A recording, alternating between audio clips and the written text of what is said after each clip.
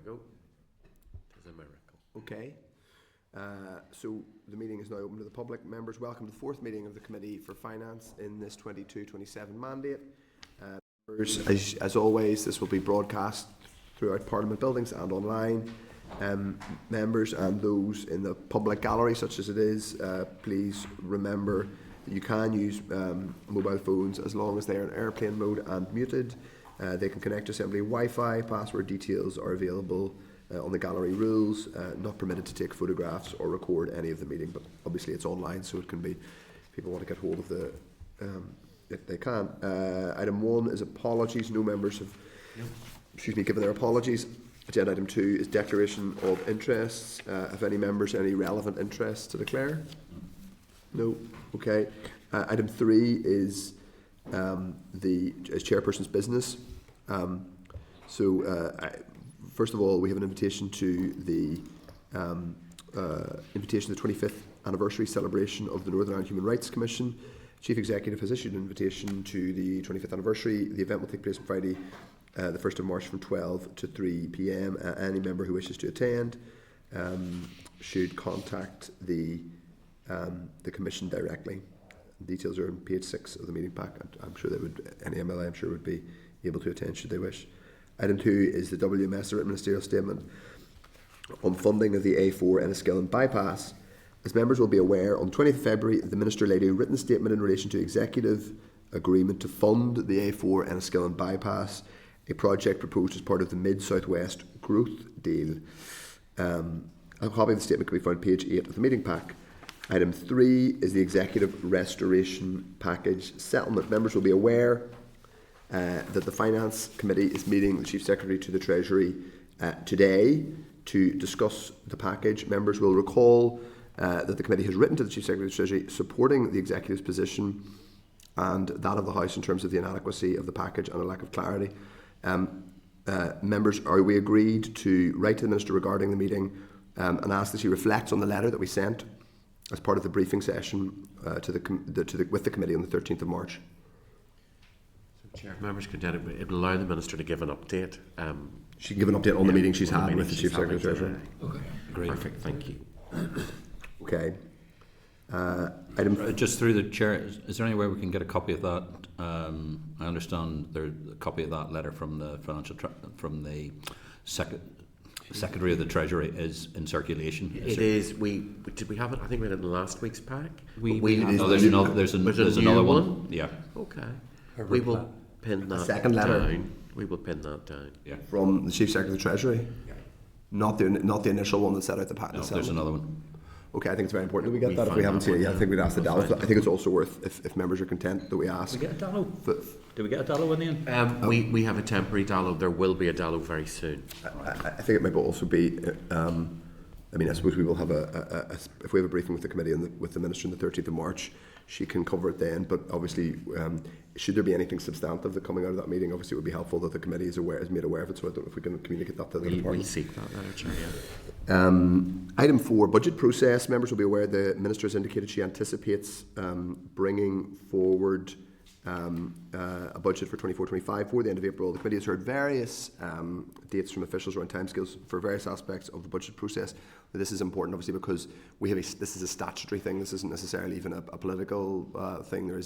We have a statutory obligation, or there is a statutory obligation on the department, the Minister, to bring forward a budget for the end of the financial year. So it would be helpful, I think, if we wrote to the Minister seeking her view on the timeline for bringing forward a budget for 24-25. How any consultation might be, and how any consultation on that might be managed. So obviously, logistically, it will be difficult to run a full consultation before the end of the financial year, respecting that, but good to get the Minister's view on how she and her department see that working. Can I also suggest that in that we ask, because the Minister did mention yesterday her discussion around, her view around the fiscal framework matching to a comprehensive spending review. As I think someone else in this committee mentioned recently, it looks very unlikely there will be a full multi-year comprehensive spending review from the Treasury, given it's an election year. So it would be helpful to get the committee, the department's view and the Minister's view on that as well, whether they see that as being a challenge and how they're approaching that, because that could be a challenge for us if we can't do anything multi-year because we're waiting on London to do something multi-year, but they're in an election year. We need to be I think, ready and prepared for that. So just a quick Steve one, Aiken. Chair. Certainly correct. The Treasury will put out a note because it is an election year coming up, and the next comprehensive spend review is due in 25. So they will put a formal note that will lay to the devolved administrations when the timelines were. It might be useful if we had that, because Well, I think we could ask for that for them to confirm the process in our letter. We could ask that the minister ask her officials in response to us to confirm the process. that's probably the reason why she can't do a multi-year budget anyhow, because there's not. Well, I think we just need to understand the process, and I think that would be so I think that would be helpful if people are content. Okay, item 5 is the Procurement Act 2023 subsequent regulations. So we were briefed by Sharon Smith last week regarding the Procurement Act 23. She indicated that regulations coming from the Act would be made by secondary legislation at Westminster, and a legislative consent motion would be brought to the Assembly as a result.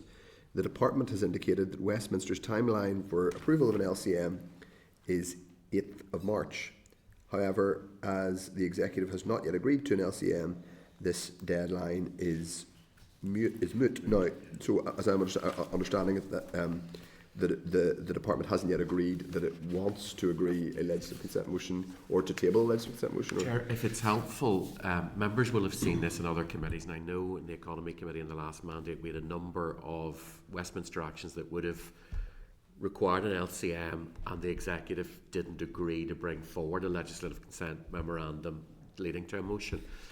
So that's why the 8th of March deadline is moot. Until the Executive has discussed this and decided whether it supports a legislative consent motion being brought by the Minister, nothing will happen. Can I just double check this factually? So this On our end anyway, but Westminster is so they've given the timeline of 8th of March, but this is an act that has royal assent now.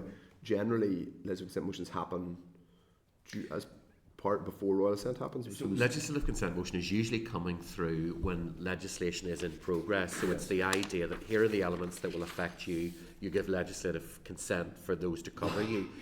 Theoretically, the process would be that if that legislative consent is not forthcoming, you get left out of the legislation, and that's typically what would happen during a hiatus period where there's no executive. So it's an utterly false deadline because the legislation is passed anyway. So and as members may recall, officials did highlight last week, and I think you echoed it, that this secondary legislation will come because the parent legislation is already there. The Assembly doesn't. It's like any SI, any statutory instrument, etc. The Assembly doesn't really have a role in resolution of that. That's why this process is slightly moot, because a legislative consent motion would be sought, but the reality is that this is already in process. So I think that's where the Executive will discuss this. They'll make a decision, but the timescales that are within the information we've had so far are. There is an indicator, but it's very hard to see how that could work. There isn't really a way for the committee to turn anything round by that. There was no Executive this week, so The Executive's meeting tomorrow. all right, okay. yeah. I'm not sure if this is on the agenda. I need to check on that. Okay. Thank you. So if we are seeking agreement that we get a briefing on regulations on the relevant regulations under the Procurement Act at next week's meeting on the 6th of March to allow members to be as well prepared for the LCM if and when it comes. Obviously, frustrating. I mean, just the reminder of the somewhat absurd position that we're in. We're being asked to withhold or grant consent to something that's already happened. So we're not really consent. We can't really. We don't really have very much consent one way or the other. Anyway, The officials will be able to give us a steer as to what they know by that stage. I know it's like 2 days before the supposed turnaround on an LCM. but the Sewell Convention, which is the principle that the Westminster Parliament does not ordinarily legislate in devolved areas, has been trashed and introduced comprehensively since in the last decade. So there might be a bit of work for all committees to do in terms of restating our position on that as a devolved legislature, but that's not really necessary for this committee by itself. Agenda item 4 is draft meetings of the minutes held on 19th and 21st of February 24. So members, obviously the minutes of the last couple of meetings, that includes the extraordinary meeting we had to agree accelerated passage for the budget bill. Members, are they content that the minutes are a true reflection of the proceedings of the meetings held on the 19th and 21st? And if you are content, I will sign the minutes. Okay, grand. Agenda item 5, matters arising. Item 1 is the Northern Ireland Audit Office report, major capital projects. So in page 27 of the meeting pack, the NIAO has published its follow-up report on major capital projects. The first was published in December 2019. The report examines progress on 11 major capital projects included within the 2019 report, outlines actions taken to implement the previous report's recommendations, and considers other developments in this area. The report also includes an updated stock take on the major capital projects portfolio across departments, and looks in detail at a case study on a recently completed project. That's the Armagh campus at Southern Regional College. So we are aware that the PAC is receiving a briefing on this issue this week, and that committee obviously has primacy because it's an NIAO report, so we will need to see how they proceed in this inquiry. I would suggest everybody to keep a watching brief, because I think some of what's emerged from that report suggests that there could be significant knock-on effects for the budget, including a multi-year budget and the programme for government. So I think we need to keep a watching brief on that. So I don't know if we can ask the PAC to be kept abreast, rather than kind of weigh in right now with the department. It might be worth just asking the PAC to keep us abreast of what they're doing. Chair, very conveniently, I share an office with the PAC clerk, so we will discuss what comes out of their meeting tomorrow, and we move from there, and I can bring that back to all of on board, I'm sure, as well. No kind completely, of absolutely. It's normal communication. Yes. Item 6 is subordinate legislation, public service, the public service pensions revaluation order. So at the meeting on 14th of February, members considered a statutory rule to set the revaluation rate for various public sector pensions. The rule is subject to negative resolution and came into effect on the 1st of April 23. Full details can be found on page 136 of your meeting pack. At the meeting, we agreed to seek clarification from the Department of Finance on the revaluation rate used for firefighters' pension schemes, as most of the pension scheme revaluation rates are based on the Consumer Price Index. In this case, 10.1% for the relevant year, but the firefighters' pension scheme is based on average weekly earnings, which was 7% for the relevant year. Members also agreed to write to the FBU, the Fire Brigades Union, to seek views on the revaluation rate used. The Department has provided clarification on why this is the case. It can be found on page 134 of your pack. The Department has indicated that AWE, i.e. average weekly earnings, was used as the confirmed option for the annual revaluation of benefits accrued following a Department of Health consultation on pension scheme design. The Department has also highlighted that this is the same approach in the equivalent scheme for firefighters in GB. In her first report, the Examiner of Statutory Rules has drawn the Committee's attention to the fact that the regulations were laid in breach of the 21-day rule. However, the Department has acknowledged this, and the Examiner is content with the explanation provided. So members, Jerry Carroll wants to come in on this. Yeah, thanks, Chair. I think it was useful. I think from reading the notes, the minutes, or the papers rather, I think the FBU didn't get back to us, but didn't seem to have any objections with the rule before. Is that correct? Or, yes. Yeah. Our understanding is over time they've always agreed with this, and I suppose the added kink to this, Chair, is that the Department for Finance processes these, but the actual contact and ownership of the pension fund sits within other departments, and it's their consultations. So everything we can glean so far is the positive response from the workers that are involved. That's fair enough. I think because it was the second meeting, I think it will have yeah, the first we, meeting. yeah, it's totally legitimate. Pretty Legitimate question to controversial, ask. and obviously many of us didn't know what their opinion was, but it seems to be they're broadly content with it. And then until we hear otherwise, really, I think we can't really.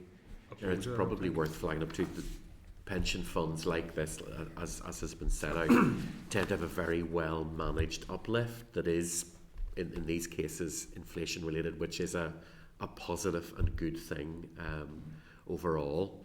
There are always historic reasons why some workforces have a great and average weekly earnings at a certain point might have been higher than. So yeah, if people are content, we will. I'm going to put the question, which is that the Committee of Finance has considered SR 54/2023, the Public Service Pensions Revaluation Order Northern Ireland 23, and has no objection to the rule. Right. Thank you, everyone. Now, item 6.2 is no statutory rule. 58/2023, the Pensions Increase Review Order Northern Ireland 2023. Also at the same meeting on the 14th of February, members agreed to defer consideration of another SR related to the one we've just agreed. This order will apply an increase in the value of public service pensions by 10.1% in line with CPI as set out in the previous SR. Full details can be found at page 144 of the meeting pack. The order came into effect on the 10th of April 23 and is not subject to any Assembly procedure, so we're not being asked to give our consent to the rule. Just a note. Yeah. And I think the reason we delayed it wasn't just to be tidy, because we were calling in the previous other one. The next one is is SR 2023/1, the rates making and levying of different rates, regulations Northern Ireland 2023. Members at that meeting on the 14th of February, the committee agreed that it was content with a rule to update the optional conversion factors as a consequence of the 2023 revaluation of non-domestic rating, as all of the optional conversion factors appear to be at least 1% lower. 1%, yes, yeah. Yes, 1% lower, yeah. The members agreed to seek an explanation from the Department of Finance on the rationale for this. An explanation can be found at page 153 of People's Packs. The Department highlighted there's no policy rationale for this, rather that the factors are derived from strict mathematical and consequential adjustment flowing from the effects of the reval 2023 within an individual council's tax base. Are people content to note this explanation? I'm not saying it's unimportant, but there might be, unless people really desire to go through the maths on that one. We will note that explanation. Now, next item is our first day brief, our evidence session from Land and Property Services. The clerk's memo is... Sorry. Everything okay? Yeah. Clerk's memo is at page 163 of the pack. We're going to hear from the Acting Chief Executive of Land and Property Services, Sharon McGee, and also the Director of Rating Policy, Andrew McAvoy, who is here to give us evidence too. Andrew has becoming a weekly part of your diary, Andrew. Hopefully at some point soon that'll end, and you'll probably be glad to have something else to do. So we obviously heard from Andrew about the broad issues around rating. We had some questions about poundage. Obviously that's being discussed by the executive this week, but also the consultations that have gone on the regional rate, including the one ordered by the NIO. But given this is a first day brief, we'd really like to hear an opening statement from you. If you're content to give us an opening statement, Sharon and or Andrew. Yes, of course. Good afternoon. Thanks for giving us the time to do this today. For being here, yeah. You know Andrew, obviously, already, and I'm sure he'll be back. So my name's Sharon McGee. I'm Chief Executive at the moment in Land Property Services. You might remember Ian Snowden. Yes. He's moved on Department for the Economy, and I've stepped into his role for now. So you have my first day briefing paper. It's quite lengthy. I wasn't planning on reading it today. No. Otherwise you'll not get home. So if it's okay with you, I'm going to take out the key points and work through it that way. Good, thank you. Obviously happy to dig into a lot of detail when I'm finished. Yes. Is that okay? Yep. Well, that's exactly what we'll do. I don't imagine we'll we did break up, I think, the evidence a bit last week with yourself, Andrew, but I think we'll just take questions. We'll go around people as the questions arise. No problem. Thank you. Okay. All right then, some of you might know LPS, Land Property Service, what we do. We might have met before. Some of you might have heard of us but aren't terribly sure what we do. So let me just run through a wee bit of background first. So LPS was formed in 2007-8 by the merger of 4 agencies. That was the old Rate Collection Agency, the Valuation and Lands Agency, the Land Registers for Northern Ireland, and Ordnance Survey, Northern Ireland. And it has since expanded to include Rating Policy, which Andrew's Director of, Digital Services Directorate, and a Transformation and Organisational Change Directorate. So that's a lot of expertise under one roof, and we work very closely together, all of those teams, to deliver land and property services and advice. So I've noted a few highlights on the front page in no particular order, just to give you a flavour of the sort of thing that you can expect from us. So we collect rates revenue. That's probably what we're best known for, but it's not obviously the only thing we do. And the target this year was to collect 1.4 billion in revenue. As of earlier this week, we had collected 1.5 billion. which is more than we've ever collected before and is really quite remarkable given the pressures everyone's under. Ordnance Survey, or OSNI as we call them, is the official producer of high quality geospatial mapping data for Northern Ireland, used by all government departments. We have a major digital transformation programme going on at the moment. It's called NOVA, and I'll mention NOVA quite a few times as I'm going through. But basically it's about replacing 3 old IT systems. So when the agencies all merged, they all brought with them their own IT systems, and those systems don't talk to each other, and we want to join them all up. So that's NOVA. Our budget is about 71 million a year. 47 million of that we generate from fees and charges to users of our services.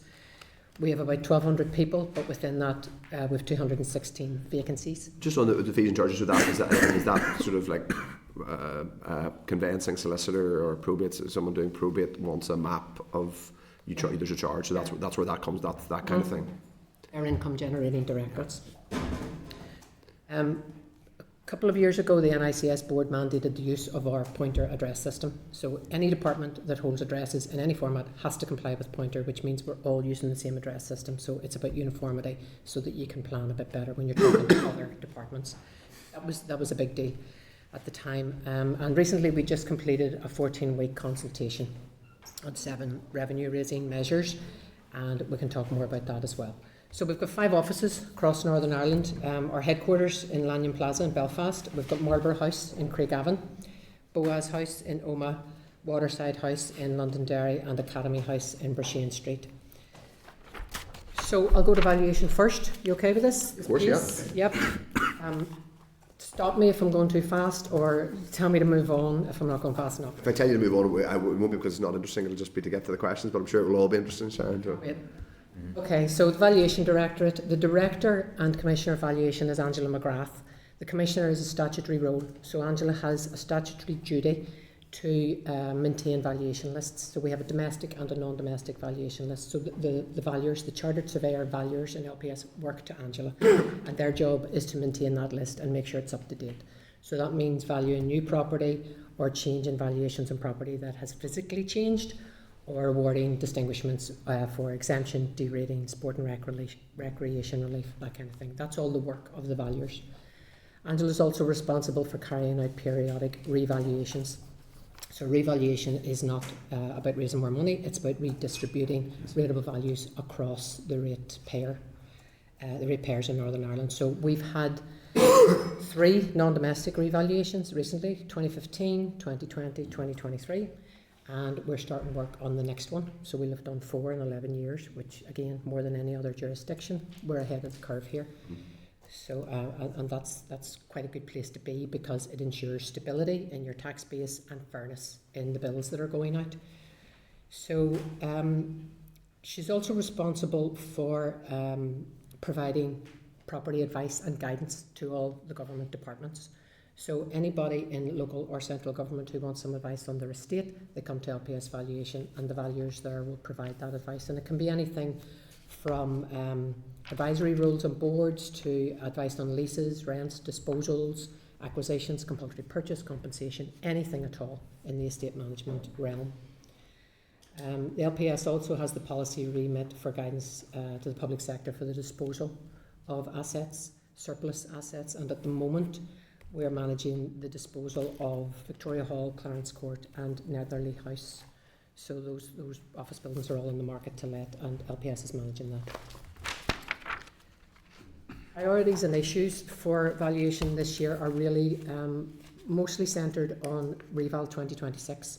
So in April we'll be writing out to about 55,000 ratepayers asking them for their rent and lease information, and it's that information that gets analysed and forms the basis of the next valuation list. The return rate on those requests is only ever about 50%, so if any of you ever get a chance to promote within your constituency, people coming to you, for them to fill in the rent and lease questionnaires, it would be appreciated. We take any information we can get, but the more we have, the more stable the list will be, because as I say, that's what's analysed to produce the new values. Maintaining growth in the valuation list, very important aspect of the valuation team. So the more value we add to the valuation list, the more properties that get valued, then the wider the tax burden is spread. So that's one of the aims of LPS valuation. And then, as I say, one of the priorities this year is also to dispose of those DOF assets, those big office buildings. One of the aims is to add property to the valuation list. That's domestic and non-domestic. Do you mean there are out there like properties that are kind of? How do you mean? What do you mean by add them? How, is there a specific? Value them. Well, to value them, but obviously are you talking about properties that just aren't being charged rates at the minute, or they're outside the system? Or? There's always a backlog Yeah. in the number of properties that need added and value to this. It's to do with how resources are allocated within valuation. So one of the aims is to prioritise adding value to the list by making sure that that team is resourced. Okay. So if there's a backlog in maybe new houses that need valued, let's tackle that. Let's get them all in the list so that that adds to the value of the tax base and shares the rates burden a bit. Yeah, I mean, if you move it, you will still get a rates bill if you move into a new build house that hasn't been formally valued. You do get a rates bill, don't you? You won't get a rates bill until it's valued, because the valuation list entry is what generates the bill. And do you know how many are, what the sort of quantum is on at any one time of any of Oh yeah, rates I mean, I can find foregone? out. Yeah. It'd be interesting to know how many Absolutely. how many kind of new build whatever homes there are that haven't been valued. Where I'm there's not going to guess today what that number is, but no, don't. I'm glad you're not. Yeah. Yes, Angela would be after me. Grand. Okay, go ahead. Sir. Just to build on the chair's Yeah. point, it does take quite a while to generate that rates bill. Somebody who chased to try and get a rates bill for a number of months, and that's me going out of my way to try and obviously get it. So the point that the chair makes that should someone wish to avoid that for some considerable period of time without them being proactive, it is possible. We're being as proactive as we can in that. It's in no one's interest to avoid telling us when they've moved into a new house either, because they just end up with a backdated bill. We don't want that either. We're trying to do this in a more timely fashion, and one of the benefits of that Nova thing that I mentioned will be the end-to-end process will be automated. Okay. We're building portals for the ratepayer to go online, tell us where they moved into, when, and that will automatically feed through into billing instead of these very clunky manual processes we have at the moment. Okay. Okay. I have a note here to mention domestic revaluation only in case any of you are interested in it. There hasn't been a domestic revaluation here since 2007. Yeah. Our valuation list is based on values as at 1st of January 05. Okay, so you're being taxed for rates on an 05 value. It would be our contention that a domestic revaluation should be considered and planned for. It takes a few years to do a reval. It took 3 years to do the last domestic revaluation. But we have the evidence now within LPS from our stats team who produced the house price index of the movement in values across locations and within property types. So we can show now that there is a disparity between the valuations in 2005 and what they would be if you were valuing them today. Well, maybe not this year, but in some cases a couple of years ago they might have still been lower, because obviously we know the property crash here was basically worse than pretty much anywhere in the UK and even parts of the Republic. Anecdotally, the property crash actually brought property values back down to 2005 levels. So if you had taken out the peak where property prices were going through the roof, we've nearly flatlined after the property crash to be back at 05 levels. Okay. But the market's moving again and prices are going up. But you're paying more now for a semi-detached house than you would have in 05, and you're paying more for a terraced house than you would have in 05. So those things can all be reflected at a revaluation, which would be a decision for an executive, not for us. But if we're instructed to do one, we're ready with the data.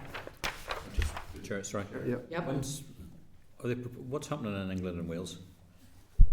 33 years since council tax bans were. Because they're not. They're not rushing to do a Wales are now moving to do revaluation work with regards to their bans, but England, as I say, still 1991 values came in after the poll tax. I'm conscious that we've a list of people waiting. I've just asked a couple of factual ones, but we will try and get through before we'll wait until the end. We'll get through properly rather than doing the piecemeal, which is a bit fairer. Go ahead. Okay. The other big directorate in LPS is revenues and benefits, and that's the one that comes under the most spotlight when we're talking about rates. Revs and bans. It used to be the old rate collection agency. The director, Chris Rooney, has a legislative duty to bill for and collect rates. So we've about 830,000 domestic properties and about 75,000 non-domestic properties who are billed for rates every year. Last year we collected 1.37 billion, and this year the target was 1.4 billion, but we're already at 1.5, as I said. So 55% of the revenue is allocated to the executive, and 45% to district councils. That revenue accounts for about 5% of the executive's budget, so it's a small portion, but it accounts for about 75% of the council's budget, so you can see why rates are so important to district councils. We work quite closely with the finance officers in the councils to help them with their rate setting, so we would give them projections on the value of their portion of the valuation list every year, which leads to their district council setting. We deal with huge amounts of correspondence, over 100,000 letters last year from ratepayers, all dealt with by Revs and Bens. During the pandemic, I just want to remind people that the Revs and Bens team was completely repurposed to become a grant awarding body instead of a rate collection body, and that impacted on business as usual, but was absolutely necessary at the time. So the priority, and one which I'm assuming you're all going to want to talk about later on, is getting the rate debt down, so we'll not go into it too much now, but we'll talk about that in a wee bit. It's currently at 173 million, which is a big increase on what it was 3 years ago, but we have a plan for that. So we also want to encourage people to sign up to direct debit payments. We have about 42% of ratepayers paying by direct debit at the moment. That's the easiest way for us to collect the money, so we have a programme going to try and encourage that. Yep. And there's a big focus being given now to the application of work on backlogs for people applying for rate rebate as they move to universal credit. There's a huge number of people migrating to universal credit. They're entitled to rate rebate. They apply to us, and the numbers are going up as migration is ramping up. So we're trying to deal with those in a very timely fashion, but there is an undoubted backlog of those that we'll get to as soon as we can. Okay. Third big part of the organisation is OSNI, Ordnance Survey, or the mappers. We call them the mappers. The Director and Chief Survey Officer is Dr. Suzanne McLaughlin. So OSNI produces authoritative geospatial data and maps, and we use maps now for everything. If you bring in a new rate relief, we will map where it's applied, so you can see it so much better on a map than you can on a graph or a table. So we use OSNI a lot now in valuation and rating policy. But anyway, OSNI has responsibility for the creation and maintenance of the address database, Pointer. So everybody has to comply with Pointer, so we're all using the same addresses, so that when you go to try and sell something, that the address is actually the right address within a government department, and we're not talking about 120A or 120B. Everybody signed up to Pointer.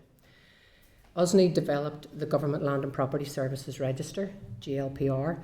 That's a register of all assets, land and property, held by every single government department, and it's all been mapped and it's almost all published. That should happen by the end of March. And when you have that to hand, then you can start thinking strategically about how you're developing your policy, how you're using your assets, how many people go to a building, what's the carbon footprint of that building, how much is spent on electricity and heating it, running the building, and is there a better way of using your estate? So GLPR will feed into strategic asset management going forward, and OSNI is responsible for that. They're assisted by valuers and staff in Departmental Solicitor's Office who will register previously unregistered government assets. There's actually quite a lot of assets that have never been registered with Land Registry before, and we're dealing with that as part of it all. So nice big tidy package there of assets so that we can plan a bit of strategic policy development around that. OSNI also maintain what we call LIPIS, the Land Parcel Identification Service, and it's used by DAERA for single farm payment grants. And they provide geospatial survey services. We have use of an airplane for aerial photography, and that's our maps are up to date and accurate to within centimetres, because of the technology within the camera that's in that plane. And OSNI also runs the Northern Ireland Mapping Agreement, and that offers government departments and their arm's length bodies access to OSNI branded data and maps to use in their own policy development. So their priorities for this year is to try to increase private sector income to help fund new products and cover their costs. So they are a income generating directorate. Last year they brought in 12.1 million and they're seeking to increase that just to help with development and pay for that plane and that camera. They're trying to improve the intelligence to deliver more up-to-date maps, and they're also talking about developing an apprenticeship career path for school leavers. Yep. So instead of looking for people with degrees, get them in earlier, train them up, show them a career path within LPS, because frankly we are up against it in competing with private sector for GIS qualified people. Private sector offers a lot of money Yeah. that LPS can't compete with, so we want to get them in early and train them and give them a career path. So that's in development as well. And of course, supporting the NOVA transformation project. NOVA underpins everything we're doing, and we're trying to add maps to all of the systems. So again, whatever data or reports you're pulling out of NOVA, it will be supplemented with a map. That's OSNI then. So Land Registry is the fourth big directorate. The director and registrar for Northern Ireland is Christine Farrell, and Christine administers 4 registers. You've got the Land Registry, the Registry of Deeds, the Statutory Charges Register, and the Ground Rent Register. And between the 4 of those, they play a crucial role in supporting the property market in Northern Ireland. With the value of the property in those registers is 1.47 billion. Priorities this year for Christine are to look at the fees order. So Land Registry is also income generating. Last year generated 21.5 million in fees from people using the service, paying for registrations. But they're not allowed to make a profit. They're only allowed to generate enough income to cover reasonable costs. Those fees were set in 2014, so the fees order needs revised, and Christine's working on that at the moment with key stakeholders, including Law Society. It's a wee bit difficult with a volatile property market in deciding what the fees should be, but that's ongoing work, and that's a priority for this year. We're also continuing work with the Department for Business, Energy and Industrial Strategy to make sure that overseas entities are registered for any land that they own in Northern Ireland, because at the moment there's a bit of a grey area about whether or not they're legally obliged to. So we're working with BEIS to make sure that overseas bodies are registered for land they own here. Okay. There's, in the NOVA side of things, what we're trying to do, and this is a huge change in direction for Land Registry, where there's a lot of paper. Everything to do with Land Registry is paper-based. Huge amounts of folios, documents coming from the legal profession for registration and stuff. We're trying to digitise that as part of the NOVA project, and at the moment we use an IT system called LandWeb. Contract for that will expire in 2026, and we had hoped to have our new system in place by then to take over from LandWeb, and it would have digitised all of the folios, and it would enable automation so that there's less reliance on paper and less reliance on human transcribing. Unfortunately, the competition to appoint the new supplier for the new IT system hit a bit of a wall. We had run a competition there for nearly 2 years. Fujitsu won. They were the successful bidder. The unsuccessful bidder then issued us with a writ, and the writ is like an injunction. It means we can't award the contract, so we can't start implementation on the new IT system until the legal proceedings have completed. So we have applied through our legal support and our KC, we have applied for the writ to be set aside to allow that to run in parallel with awarding the contract, and we're waiting to hear now the outcome of that. Is it Fujitsu running NOVA doing basically, not running it, but the contract they won was for NOVA? They won the contract to build the Land Registry replacement system, part of NOVA. So they're currently using LandWeb, and they need a new system, and they won the contract. They won the competition to provide the new system to replace LandWeb, but we can't award the contract until the legal proceedings have been resolved. So if they're not resolved quickly, that means LandWeb will need extended. So I'm just telling you what the issues are for Land Registry, and it's a wait and see game at the moment. We have to wait and see, can we get the writ set aside?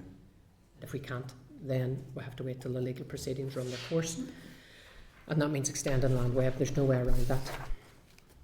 One of the other things that, one of the other projects that's going on in tandem with all of that is we're trying to bring in legislation to enable electronic and digital services. As I said, Land Registry is very paper intensive, hard copies, signatures, that kind of thing. We're trying to bring in legislation that will allow electronic signatures, electronic retrieval of documents and sending documents. That draft legislation is with Legislative Council at the moment, and we're hoping to be able to take that forward this year. Rating policy then is Mr. McAvoy's remit. Will I carry on, or do you want to do your own talking? Bill, I'll I'll talk you through what we do. Covered a bit of this last week. Okay.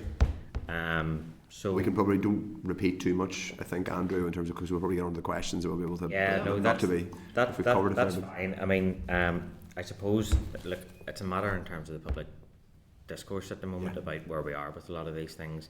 Obviously, priorities, immediate priorities, regional rates being looked at the moment. That's ultra urgent. Yeah. Then the consultation process that we're undertaking, that we undertook, and we're doing the analysis for the minister. And at the moment, we're handling usual increased calls for rate relief across all sectors, with the Assembly being back. So we're working our way through with key stakeholders and discussing proposals that they may have and running them past the minister, and looking at what options are available within the system. So very, very busy at the moment, but I think I covered most of that last week. I Okay. think we'll have a few more questions for you, I'm sure. Yeah. Okay. And he has a team of 5 that does all of that. We're keeping him every Wednesday afternoon. I know, and the guy, he's doing a master's as well. You got to give him some time to go back to school. Okay, Digital Services Directorate is the big IT department in LPS, and it has grown over the years as we become more and more reliant on IT. We've got a digital first mandate, and we try everything we're doing. We try to find a digital solution for that. So the director there is Nigel McVitie, and Nigel's responsible for 3 teams. One of them is the Enterprise and Operation Services team, so they manage all our systems. They manage the service desk, the data management, the IT security checks, all of that sort of thing. And they're working on things like building the Reval 2026 portal so that you can go online and give us your information instead of waiting for us to send you a form. They're working on that sort of thing. And they also build applications where the valuer can carry out like mass valuations for the push of a button instead of, again, labour intensive the way we used to do it. The second function then within Digital Services is the Land Registry Special Projects Programme. So there are 7 special projects being taken forward for Land Registry, and it's all about cleansing data and turning these paper folios into scanned, digitised documents so that we've got a digitised end-to-end service. That's quite a large piece of work, and it includes a workforce planning project and that legislation that I was talking about, where we're trying to get Electronic Communications Act involved in this so that we can do this work electronically. There's also a contract management unit which is very busy at the moment, and their job is to provide legal, financial and procurement services for all of the NOVA work that's going on and any other contracts that LPS is handling, and that includes our capital budget and monitoring any open contracts that we've got. They're busy with trying to help with that injunction, the writ against the Land Registry one. They're also working on the other NOVA contracts. So the priority is try and reach a commercial agreement to extend Abacus, which is the Revs and Bends operating system, and implementing their new system, which is called Rapid. So those 2 things are linked, and the contract management unit are working with the suppliers on that. Land Registry already mentioned, and of course that'll lead to an extension in the Land Web contract if we can't award the contract this year, pretty soon actually. The NOVA programme then, which sits beside Digital Services, but there's a different director. So the director there is Colm Doran. So Colm's key functions are to provide this NOVA programme, this digital transformation, which will replace 3 ageing line of business IT systems. So that's the Revs and Bends Abacus system, the Valuation Assessment Office it's called, and the Land Registration Land Web, and then to integrate them all in a secure digital platform. So just to give you a wee update on where we are with all of that, in Revs and Bends, we're at the implementation stage of designing and building the new system, which is called Rapid, and it should be available during 26-27.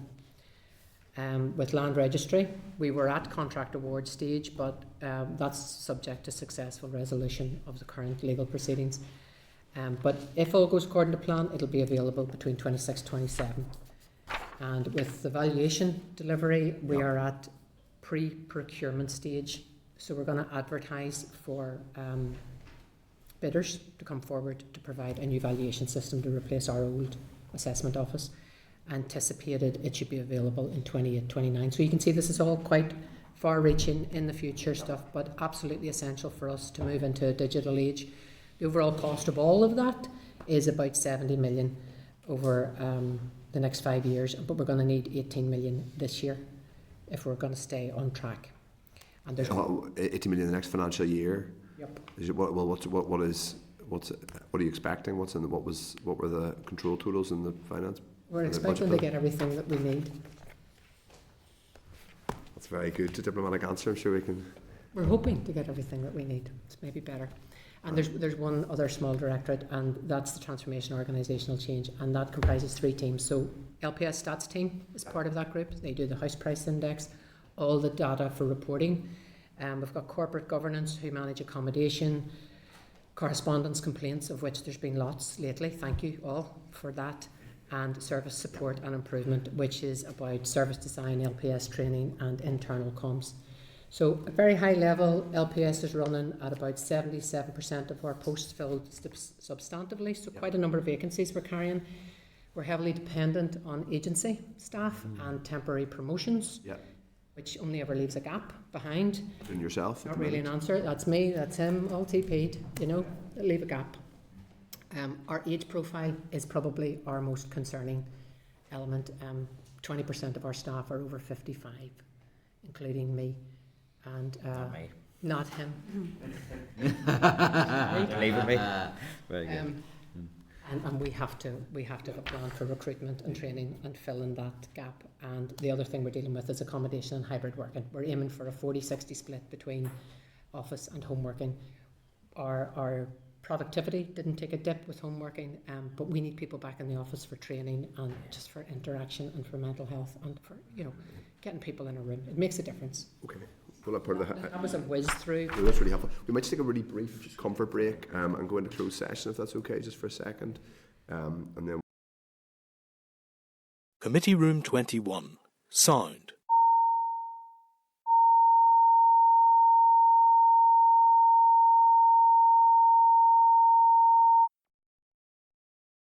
Committee Room 21. Sound.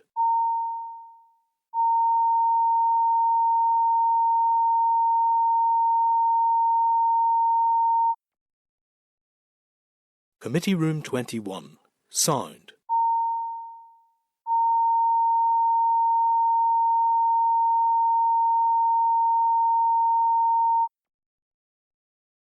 Committee Room 21. Sound.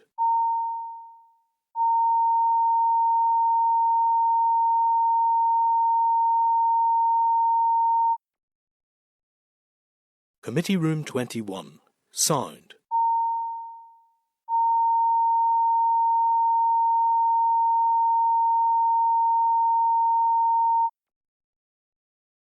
Committee Room 21. Sound.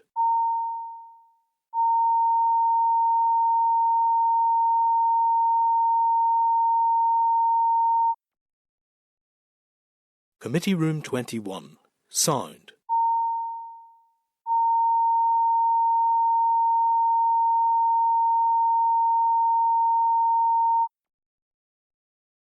Committee Room 21. Sound.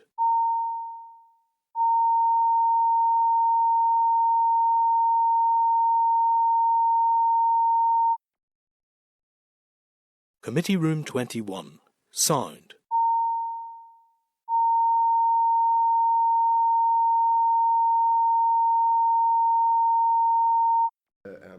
Into open session. Thank you, Sharon and Andrew. That was really comprehensive. A couple of questions from me. I'll start with as you'd expect, just on the rates and on the poundage. So it's being discussed today at the executive. Are you providing a range of? I mean, is it Tomorrow. Tomorrow. Apologies. Sorry, I'm losing track of the days. Tomorrow. Are you providing a range? Are you literally just providing a table to the minister, and then the department itself gives advice on what would be advisable or what would be desirable in terms of this year's budget, or are you providing something more detailed?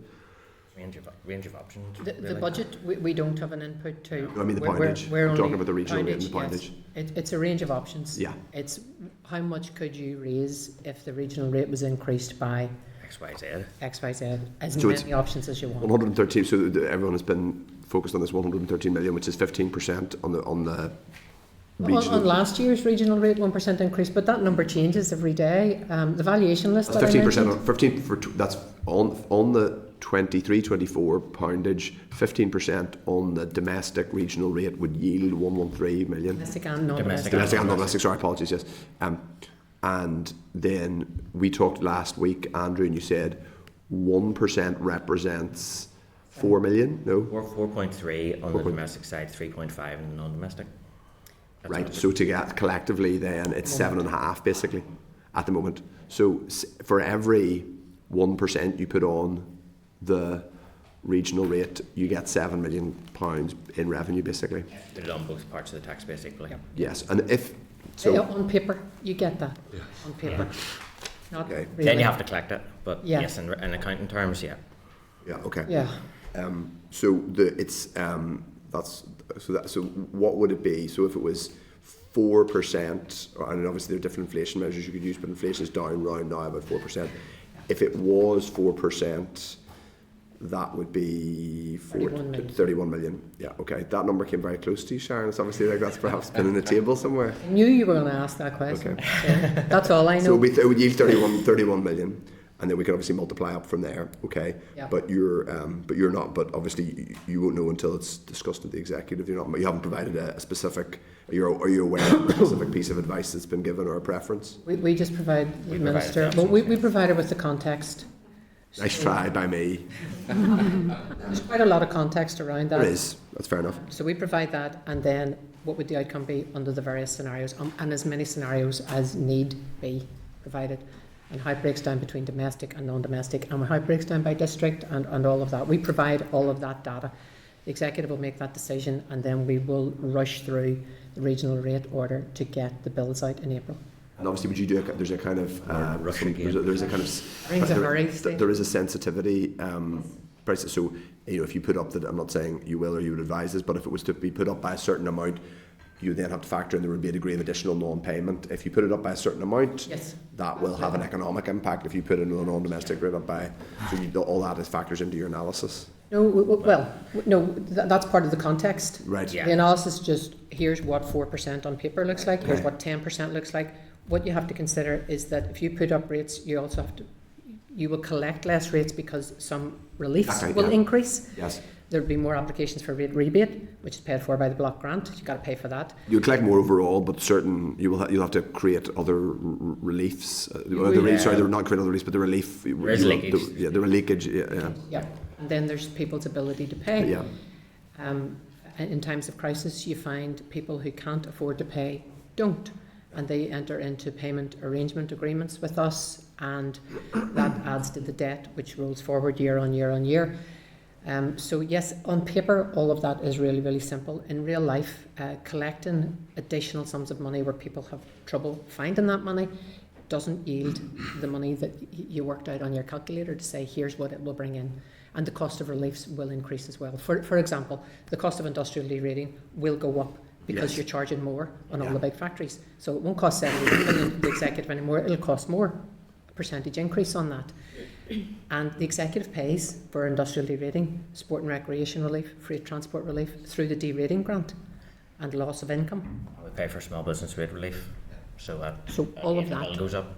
the bills go up for When you relief. say you pay for it in the sense that you have, it's Executive. you're the executive pays for it, but it's not, because you're not collecting the income, but it's paid for as a. It's not like it doesn't come out of the block grant in the same way that there are certain things which are so that, for example, our APD, our lower rate of APD is paid for out of the block grant. We have to. That is the block grant is not adjusted on the basis of industrial derating. We just collect less rates because Comes off the top line. it comes Yes. off the top. Yeah. We collect less rates, but councils are compensated for the money that's not collected. So we might come on to that and talk about the 100% of the money that's but not collected. I'm aware of that, yeah, but I suppose I'm just making a more general point, just on the rates consultation that's going on. So that was ordered basically by the NIO. Secretary of State. Yeah, they vote this on 20th 20th September. You're now providing. It sounds like you're now providing advice on the outcome of that consultation to the minister on what has been. I think although it was squarely aimed at revenue raising in terms of it being a consultation, but That's not to say that the information that came back as a result of the process isn't invaluable in terms of informing where our minister would want to go now. So although, What's the most interesting thing? well, we haven't shared the full findings with the minister yet, so So we're not telling you. You don't tell me. yeah. Okay. Are you? Did we have an entire thing about that? Oh, sorry, through the chair. But Sorry. the minister will share the report with you. Indeed. But there are things in the public domain already. I mean, obviously the manufacturing sector has been quite vocal with regards to industrial de-rating, and they have put comment into the public domain as well with regards to impact on jobs, the potential for businesses to move cross-border. Yeah. So that they have spoken about that publicly, and Yeah. so Are there any areas are there any things that where you have been struck by how there might be opportunities to raise or even collect more revenue in ways that are more, for example, painless than you might otherwise have thought had you not done the consultation? there are some interesting ideas with regards to tailoring of new support, and how you can sort of, well, growing the tax base is a big thing for us anyway, but some supplementary evidence is useful with regards to that. And when I say growing the tax base, I mean, if there are new, infrastructure spend, development spend on new buildings, as money goes towards that in terms of executive money, the executive only has one tax in terms of bringing in revenue, so therefore it strikes me as a good idea to maximise the tax base as much as possible to bring in that additional revenue. There are some things in the consultation responses that touch on that aspect of things. Is it a lot of pressure on your organisation? Maybe one for you, Sharon. You're in the job relatively recently, taken over from Ian. But do you think there's a lot of pressure on LPS to basically be the only revenue generating or revenue raising entity at the devolved level? That's just the job. That's what we do, and we do it very well. The pressure's always there, but we have fabulous teams working on all of these things. As far as the consultation goes, the team ran it in-house with a bit of assistance from our communication engagement division.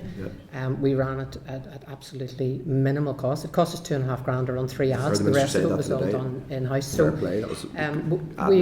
we're used to it, and we get on with it. But yeah, it'd be nice if somebody else came forward and said, here, we'll stop spending money somewhere else so you don't have to keep collecting more. One thing, in terms of the tax itself, I think the fact that it's only one major devolved tax that we have, and as I say, colleagues elsewhere in the department can speak with us about this with much more authority, but it puts a lot of pressure on the rating system to provide incentives through a property tax. It's not necessarily the best method for providing incentives. A lot of calls for relief when you can't do other things with other taxes, especially whenever businesses are comparing themselves to the position of businesses down south, and the support that they would get there, and also the support that they would get in England, Wales, Scotland, where they have more devolved taxes, certainly more than us in Scotland. It's definitely true to say that there is more of a burden, like the rate system places more of a burden on business in relative terms here than it does in other jurisdictions.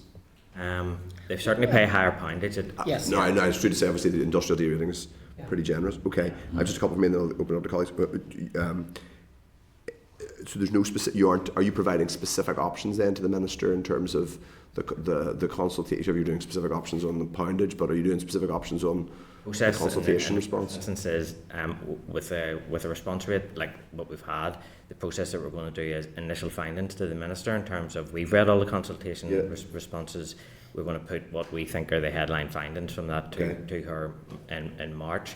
Actually, we need to do a formal consultation report to put into the public so that then that discourse becomes wider. And then after that, normally what happens in terms of the consultation process is we'll do a way forward report. But in terms of that, what we might want to be doing is expanding, in terms of the next steps, expand that out to be not just the things that were looked at in that consultation, but wider other levers within the system that we can pull. I think with the absence of sort of sustained executive, since 2017, I think what we find is that there's maybe like pressure valves that need released within the system to maintain it, and that's probably where Do you mean by pressure valves that need released? Well, just for example, in terms of, you know, you've got taxation systems have to be responsive to changes in the economy, and where you've had a system where you haven't been able to just go in and intervene and make changes in terms of reprofiling reliefs and things like that, you know, that's the type of thing that we would probably be looking at in the context of the work to come. And have you been surprised by, so obviously this big thing happened in 2020, which was this huge global pandemic, which some of us thought that would completely change the nature of, it has quite a fair bit. See, hybrid working is now completely routine. But we thought that might just completely devastate some people. I remember we were talking about it in this committee, the predecessor committee, saying this might, and talking to possibly even you, Sharon, and Ian, about is this going to completely devastate commercial property values because more people are at home, therefore there are fewer people in town centres. That hasn't happened, but what big shift has happened that you're... Valuation reflects the market. You know, the market dictates what the rate levels are set at. I mean, you can comment on this more. It hasn't reflected. It hasn't collapsed in the way I've just talked about, in the way that we might have feared in No. 2020. And there's been big Grade A offices buildings that have come on the landscape, but other things maybe have dropped off. You know, It was the great unknown. Nobody knew what was going to happen after COVID. Vacancy levels are still high in high streets. That was before COVID anyway. The high streets are still struggling to compete with online shopping, but as a result of that, warehouses are now worth more, so they pay more rates. Because the last reval we did, one of the increases we noticed was in warehouses and factories. Shops went down, offices went up. The office market seems to be quite buoyant. The construction's going on. You know, Belfast, Northern Ireland still has a good reputation as a good place to invest. Yeah. So, you know, we didn't know what was going to happen, but we're quite pleased that it wasn't the doomsday that everybody feared. That's my final question. Are there other bits of revenue you could be raising? You talked about OSNI and the land registry being revenue generating. Obviously, some of that will become from small conveyancing solicitors having to get, you know, whatever information to do. All solicitors have to get. Also, I'm just thinking because my dad's a retired small town solicitor and like a room full of old dusty deeds, so I have that in my head. But I'm talking about much broader than that. Amazon, I presume, have to pay. Are there areas of revenue that you could be exploring with some of the big tech companies or big logistics and delivery firms around those services? And yeah, I know what you mean. But a couple of years ago, UK government ran a consultation on online sales tax, specifically to deal with the Amazons who now they will pay rates on their physical property, their bricks and mortar.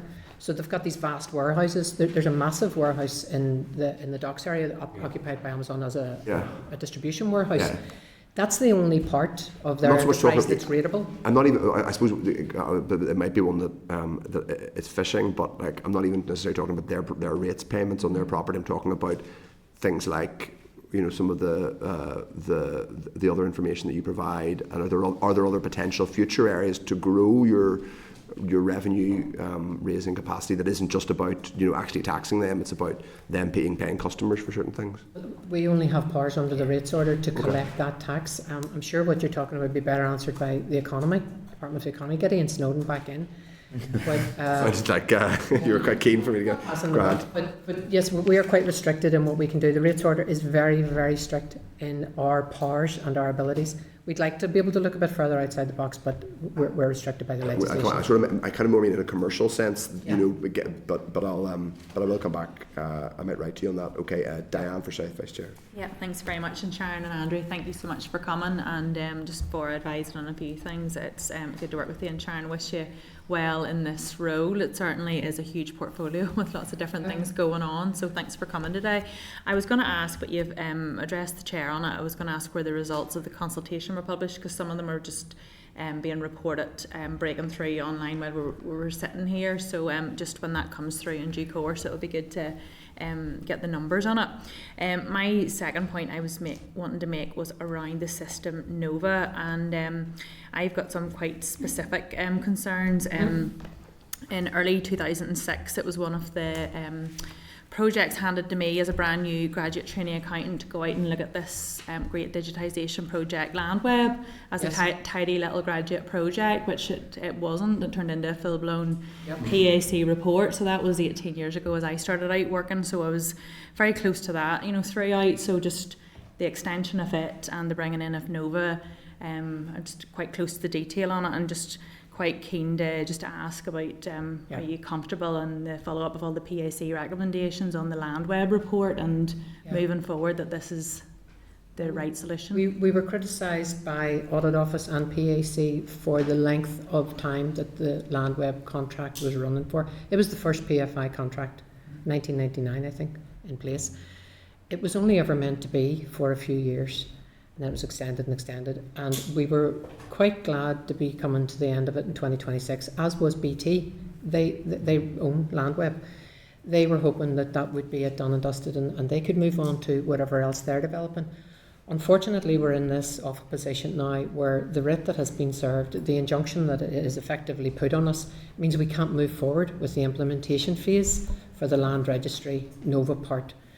And that was where Fujitsu were going to build the replacement system that would completely overtake Landweb, would have all of our folios digitised, the electronic end-to-end service. That was the plan. It took a while to get to here. It wasn't ideal, but here we are. I have no doubt we'll come under criticism for having to extend Landweb again, but we absolutely have no choice in this matter. If we don't have Landweb and no replacement system either, then land registry can't function. There might be even a period of time where the two systems are running in parallel, depending on how all this pans out. At this time, Diane, we have to wait and see how the legal process will finish up. And I mean, we're very positive kind of people. We live in hope that the writ will be set aside and we'll be allowed to award the contract. And if it isn't, then we're hopeful that the legal case will be heard quickly and we won't be put on the long finger. Because the longer it's extended, the harder it's going to be to make these dates match. Yeah. But yes, it was never our intention for Landweb to be extended again. We really thought we were coming to the end of that. No, and that's good to know. And just I wanted to make the point in terms of, you know, it's good to hear you're mitigating against the risks of extending a project that you're hoping to move away from to something much better. Yes. I wanted to ask as well about the upfront payment of rates and why this is only on domestic and not non-domestic properties, the discount. Early payment discount. In terms of the, I suppose in terms of the quantum of rate bills on the non-domestic side, that's 4% is a lot. In terms of the domestic one, that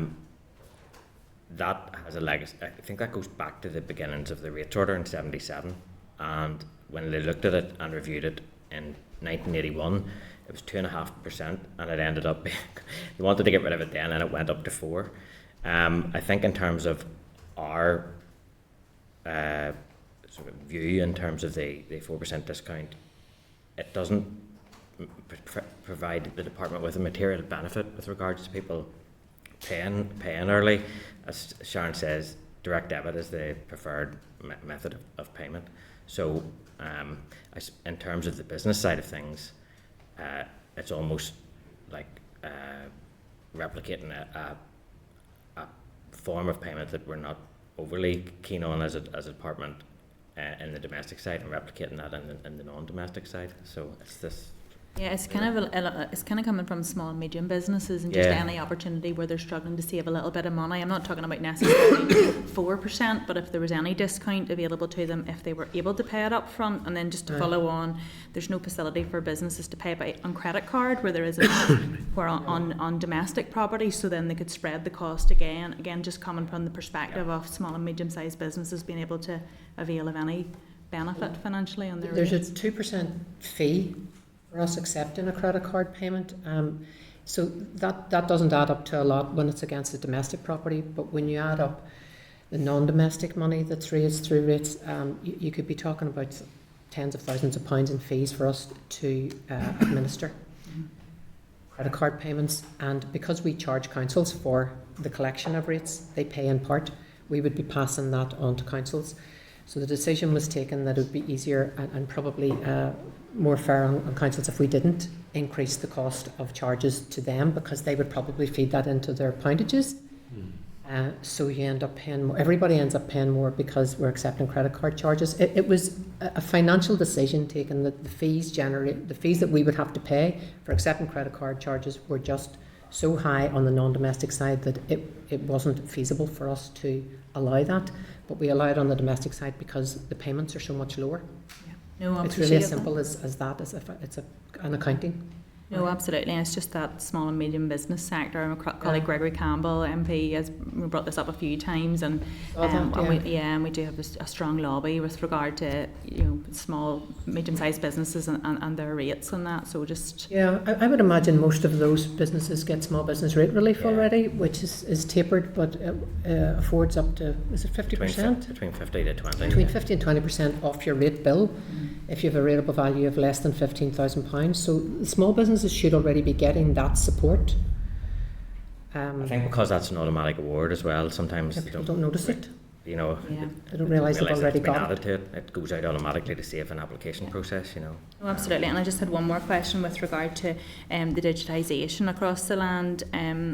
Will this be a very challenging step in terms of just building in the protections against fraud, just the very traditional basis of hand signatures and ye old language of land law? Yeah, the unstructured nature of the data at the moment is, I mean, if you're into history, you would love it because it is ye old and all of the rest. But yeah, as regards security goes, our digital services team will be working with the NOVA, the implementation team, if it's Fujitsu in the end, and data protection will be a massive part of securing the contract.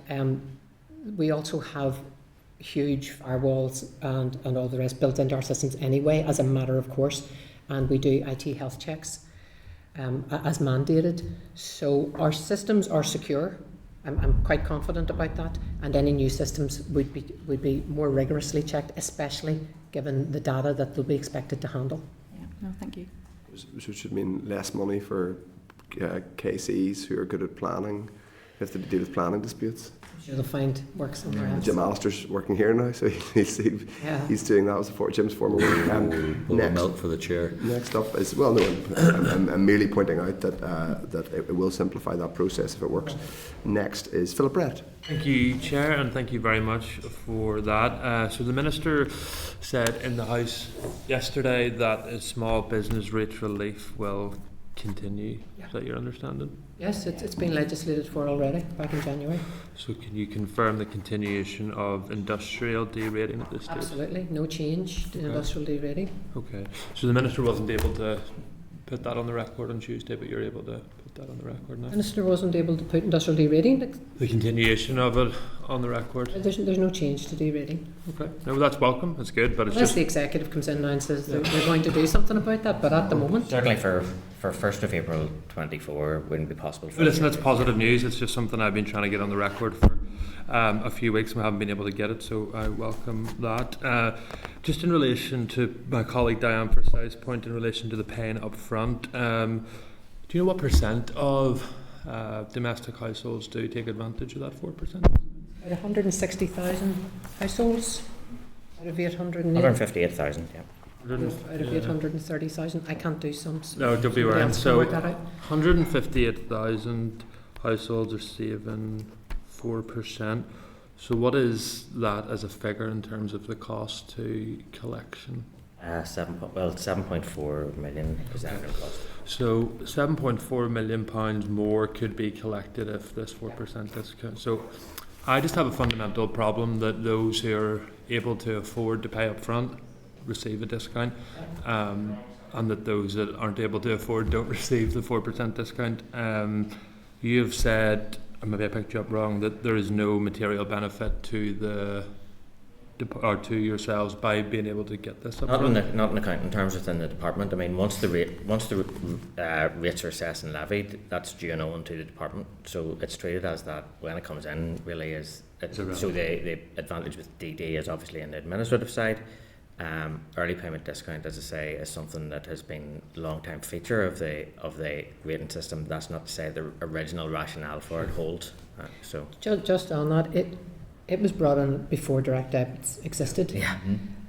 It's still a feature of the rating system, and there's a bit of anecdotal evidence around this. I can't stand over this except to say that the last time we checked, a lot of those early payment discount payers are pensioners who save up to pay their rate bill in one go, so they can get that wee bit of discount. So it's not all people who can afford to are getting the discount.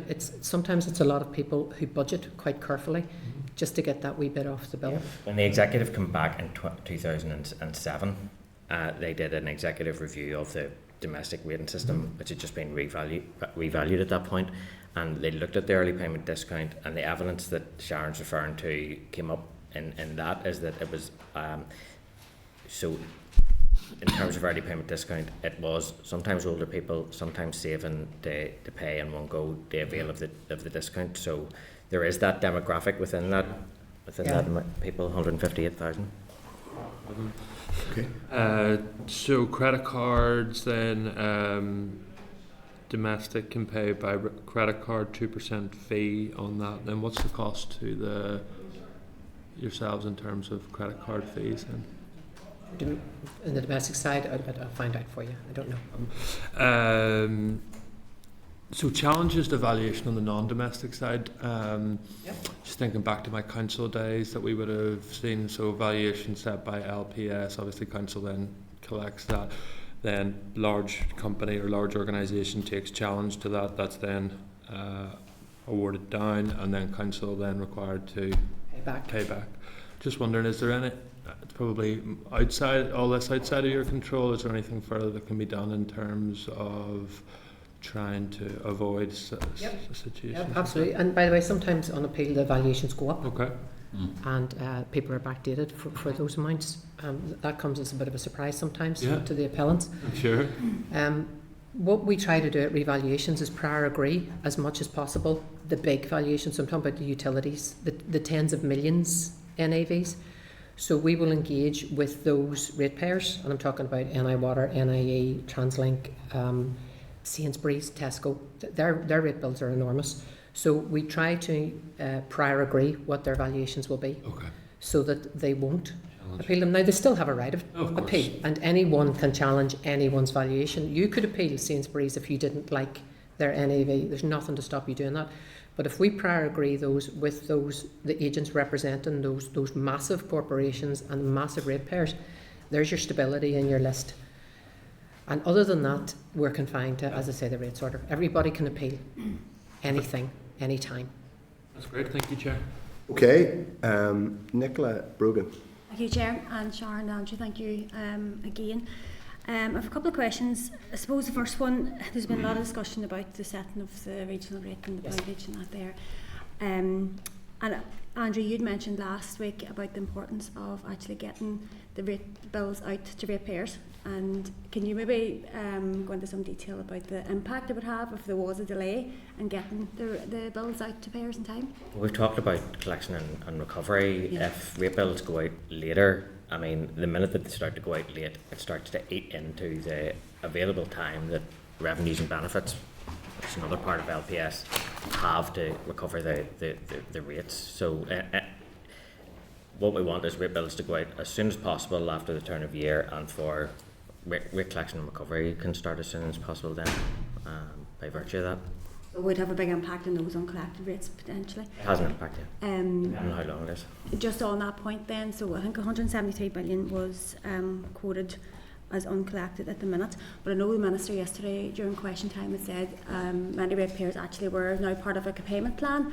Yeah. Have you any more information on that, or on the uncollected rates overall, and what maybe a more accurate kind of picture would be as opposed to that figure? Well, let me give you a couple of facts and figures around this. So the 174 million, it actually got rounded up to 175 million by someone yesterday. It's 173.4 million at the moment.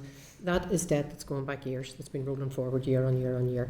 It didn't used to be that figure. So going back as far as 2020, it was at its lowest, it was 124 million. That sounds like a really big number, but that was the lowest we had ever got rate debt down to. Then COVID happened, bills went out late, people couldn't pay, some businesses went bust. All of that added to the debt. As well as that, the courts closed for a couple of years, and they were, or else they were very restricted in what they were hearing, and there was no ability for LPS to take normal legal proceedings against non-payment. So that all backed up, and that got rolled over year on year on year. So the 124 very quickly, in a matter of 3 years, went up to 173.4. Some of that debt goes back many, many years, but that debt also includes all of the people who have come into LPS and set up payment arrangement plans, where they came to us and said, I can't afford to pay this year, but I'll pay it off over 2 years. That's included in the debt figure. There's 11,000 of those people who have come to us and said they needed help with paying their rates. We signpost them to DFC to see if they're entitled to anything under universal credit and a rate rebate. We signpost them to other reliefs, whatever else we can help them with, try to help them make ends meet. But the debt figure as it stands then, it came about during 2020, bills went out late. So COVID landed, this was repurposed. We didn't send out bills, we started awarding grants. That took a few months. Everybody was redirected into this new type of work. So when bills go out late, as you just asked, the impact that it has is there's less time in a year to collect that amount of money. And a lot of people will say, I haven't got it this year. Or you didn't give me enough time. I normally budget over 10 months or over 4 payments or whatever. So the debt went up immediately because of that. There was the legal action we couldn't take for non-payment. We couldn't enforce that. And then there was the insolvencies. There was a high number of businesses that didn't survive COVID, so their debt is all added in there as well. So what we've done, and the plan is for this to start immediately and roll forward, we've come up with a debt plan for how to get that number back down into manageable levels. So we're trying to get it down below 173 million this year. That's before the end of March. And then reducing it 5% year on year thereafter, just to try to get back to those manageable levels again. We've got a dedicated debt team set up now, and they are targeting what we call young debt. So debt that built up last year, the year before, because it's easier to engage with those people and get them into a payment plan and help them with other reliefs that we can find that they might be entitled to. It's very hard to track down debt that goes back more than 6 years. Some of it is due to ratepayers who are outside this jurisdiction. Some ratepayers who maybe have died and their estate hasn't got the funds to cover the debt. Some businesses which are now bankrupt. All of these things add to that very large looking figure. But we can break it down into how many are distinguished as those different types of rate debt payers. But I think it's important just to focus on getting the debt down now, year on year, and getting us back to that level position again where we had got it to 124 million. And as I say, that's roll on year after year after year. That's not every year. We're not adding that into the pot every year or taking it away. That's money that's going back. 173.4 doesn't relate just to 23-24. That goes back multiple years. And the other thing is, I mean, you'll see this in the discourse about business rate debt and council tax debt in England, Scotland and Wales, is that it's the nature of the annually recurring tax. You know, you will deal with this year's rates, and then quite soon following April comes up and add that onto it as well, you know, so it never ends. Yeah. That's very helpful, and it's good to know that there is a plan there and you're going to be trying to reduce it each year, so that's good to know. I want to go back on to what Philip had mentioned there about the small business rates relief and the other rates relief schemes within the rating system. Is the department doing any kind of review into different schemes and how well they've worked and who they're benefiting, and you know what way you're looking at that? And in particular, actually, the rural ATM relief scheme, it had been in place, and I know I come from a rural area, and the whole, like there's lots of places West Road that do get the benefit of that, or did get the benefit of that. Are you looking into bringing that there scheme back as well? Yep. So as far as the rural ATM goes, that's an easy one. ATMs that are located in rural wards are exempt from rates, but that piece of legislation has to be renewed annually, and it lapsed at the end of the session in March 23. Our plan is to put that to the Minister to have that reinstated. It'll be sometime in the spring. She's indicated that she's agreeable to looking at that. There's only about 24 rural ATMs left. But it's a slight incentive to the bank to keep the machine there. Not having to pay rates is sometimes the deciding factor. So you said that number again, apologies, what was that number? How many? 24 under the scheme. 24 under the scheme. Under the scheme, right. How them at 24? Rural ATMs under the scheme. What happened with rural ATMs, there was a piece of valuation case law in England in terms of the treatment of, and a lot of them just got taken out of the valuation list altogether. So I just want to They're not share something. readable Go at all. ahead, sorry, Nick. in terms of So- rural ATM, I think the committee has the SL1s, or should have them, with regard to the extension of the rural ATM statutory rule now, and small business rate relief was it's been extended already in legislation. But I think you were asking there really about policy evaluation. Yeah, You right, know, right. well, General kind of rates relief. the Rate and Policy Division, one of their jobs is to constantly evaluate the policy and to see, is it delivering the support where it was intended to? Is it actually doing what it was meant? We have access to a lot of data now, so we can see, because we've got a statistics team within LPS, we can see where all the relief is going, and we can overlay that with debt to see, is there an area maybe where debt has increased and people haven't taken the opportunity to apply for a rate rebate. So we're looking at things like that to see, is there then something where we do an outreach programme through our Revs and Ben's team, go along to community centres, places like that, and promote the reliefs that are available. So as far as evaluation goes, yes, we do it all the time. So you'll hear some calls in the media for a complete review of the business rate system. I don't think the rate system is broken, personally. It brings in this amount of money every year. It awards reliefs. 75% of our business rate payers get some form of relief. There's a lot of support in it already, and we're doing these regular revals. It's up to date now. The tax base is fairly stable. But yes, evaluation goes on all the time. We're constantly looking at ways of making sure that people who are entitled are getting it, and then looking at, is it actually being directed where it was intended? And with the return of a minister, I think we can be much more responsive to things that happen, and the targeting of things, but like I was saying to the Chair. Like, we contributed to the childcare strategy last year. Yes. One of the questions was, how do we make these businesses more sustainable? So they were asking, can you make them exempt from rates? Well, we can't, but if the executive decide to do that, we can legislate for that, so we know how many registered childcares are valued for rates and what the cost of the relief would be. So yeah, we do that kind of evaluation on an ongoing. Okay. I just have one quick final question, Okay, Chair. It's about the LandWeb contract. As you were explaining there about the difficulties and complexities around it, if you were to extend the contract, how long would that be for? And would you come up with the same kind of issues in the future with the competition with Fujitsu and that, or how do you see that ending? Like I say, trying to stay really positive about this. I'm assuming that the implementation partner will be appointed and will start building the replacement system. But in the meantime, we have to be looking at LandWeb being extended for 18 months to 2 years. Right. We can't have we can't be in a position where there's no land registry IT system. No, that's okay. I just want to get a bit of an understanding of it. Thank you, Chair. Okay, Deirdre, how are you? Yeah, no, thanks very much. Just for the update, a couple of questions.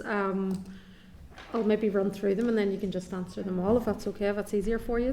The big thing is just around, obviously, the accuracy of the rate base and trying to maximise it, as you talked about. So obviously growing it on the one hand is key in terms of working with the Department of Economy. But in terms of accuracy, I'm just wondering around what work, if any, is being done with local councils, for example. I know there was talk of some mapping in Belfast City Council using drone technology. Obviously, changing your systems and stuff are going to help in some of that. But they would have officers out on the ground, because I'm just taking into account in terms of the staffing issues, vacancies, all of those difficulties, how we can work with other agencies like the 11 local authorities in terms of that accuracy of information, of environmental health. They have planning services, they have building control, so how that real-time data can be fed into us. Is there memorandums of understanding or anything like that, or any pilots that might have been done previously that you could start to look at in more detail of the investment could be put in? Just building on the last bit around I suppose the Fujitsu and the Nova stuff, so just on the the Horizon thing, is Fujitsu, and if the contract was to be awarded, is that only about building the system, or have they access to any data collection or holding of data?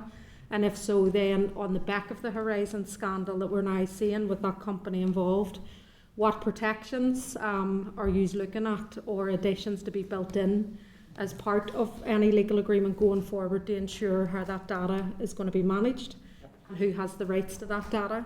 So just a question around that, and I suppose it was something I had raised at a briefing last week within the department around cyber security as we start to look at a more digitalised system and artificial intelligence. So thinking ahead around challenges that will be presented in the time ahead. The rating system policy, it was the same thing. So obviously we do incentivise in terms of supporting low-income families, trying to look at competitiveness amongst within the business environment and stuff. It's more around, you did say some of those are reviewed, and it's just really to see the effectiveness of those reviews, the uptake in the reliefs, and are there certain areas. I think it would be good for us, you know, in terms of alerting the public, are there gaps in certain areas of rate relief that you may think that there are big gaps that there should be a focus on, and then how is that communicated, or a programme of engagement in terms of looking at that. But also, how does that align to emerging executive priorities that are going to come forward? So as you say, childcare is a major issue coming up. There was obviously work done around building community wealth, the Social Value Act, which the previous minister in the department led on. So trying to encourage a fair economy and distribution of wealth. So looking at social enterprise, workers' cooperatives, is there any attempt to look at incentivisation for those areas in terms of trying to grow those sectors and the social value and impacts that they have on communities more widely? My other issue was around vacant properties, but particularly vacant and undeveloped land. It's a huge issue where developers are literally just sitting on land, and I suppose one example was the building you were in, because I live facing it, in Lanyon Place, in terms of where part of that lay vacant for years. And so is there any review around all of that, and land locking for well in excess of a decade? So is there the ability to look at those issues as well? And the last wee bit just around the domestic reval, I know you said that you would be encouraging to review that, but what are the conditions that would be needed, or is there a certain time when it would be more beneficial to do that than not? So it's just to again get some clarity on that. Thank you. Domestic reval, it's going to take 3 years to do a domestic reval, so it has to be timed after the next non-domestic, so it can't start before 2026. We have the data to show displacement and changes in property market values across locations and property types, so we can make the case that the 2005 values need revised. All we need is the political will to carry out a revaluation. It's not a particularly popular decision, because people will end up paying more in areas and other people pay less. The people who pay more are, dare I say, voters. So the decision to carry out a domestic revaluation, as I say, doesn't really rank very high. But my opinion is, if you're going to raise property taxes based on values, those values should be up to date. It would need a bit of legislation, but the will within LPS valuation is there to do a domestic revaluation. Just trying to remember the main ones here. So Fujitsu, I'll find out for you exactly what data they will have access to. I don't think they will own any data. That's our data. Yeah. That's LPS data. All they're doing is building the system that will enable an electronic end-to-end process. But I'll confirm that for you in writing. The timing of the writ coincided with the Horizon programme on ITV. So we were all a wee bit concerned, but actually, I think what we've got now is more scrutiny on Fujitsu than ever before. So I don't really have any qualms about them being the successful bidder in this case. We will apply all of our contract management unit oversight to this and make sure that what is delivered is exactly what we need, and hopefully within budget and on time. So yes, I take your point about Horizon, but I don't think it should take away from the fact that they won a very competitive competition, very well run, very robustly defended bidding process. Unfortunately, the people who came second weren't happy with that, so that's why we're in the position that we're in now. It was nothing to do with how Fujitsu behaved or any of the answers that they gave us to our questions. It was a series of questionnaires that they had to fill in, and it was all scored. And they won, fair and square. What else? In terms of effectiveness of the policies and executive priorities moving forward, the way that we tend to work with sort of ideas coming from outside the system, from other executive departments, is to the policy component department takes the lead. So be that Department for Communities, Department for Economy, Department for Education.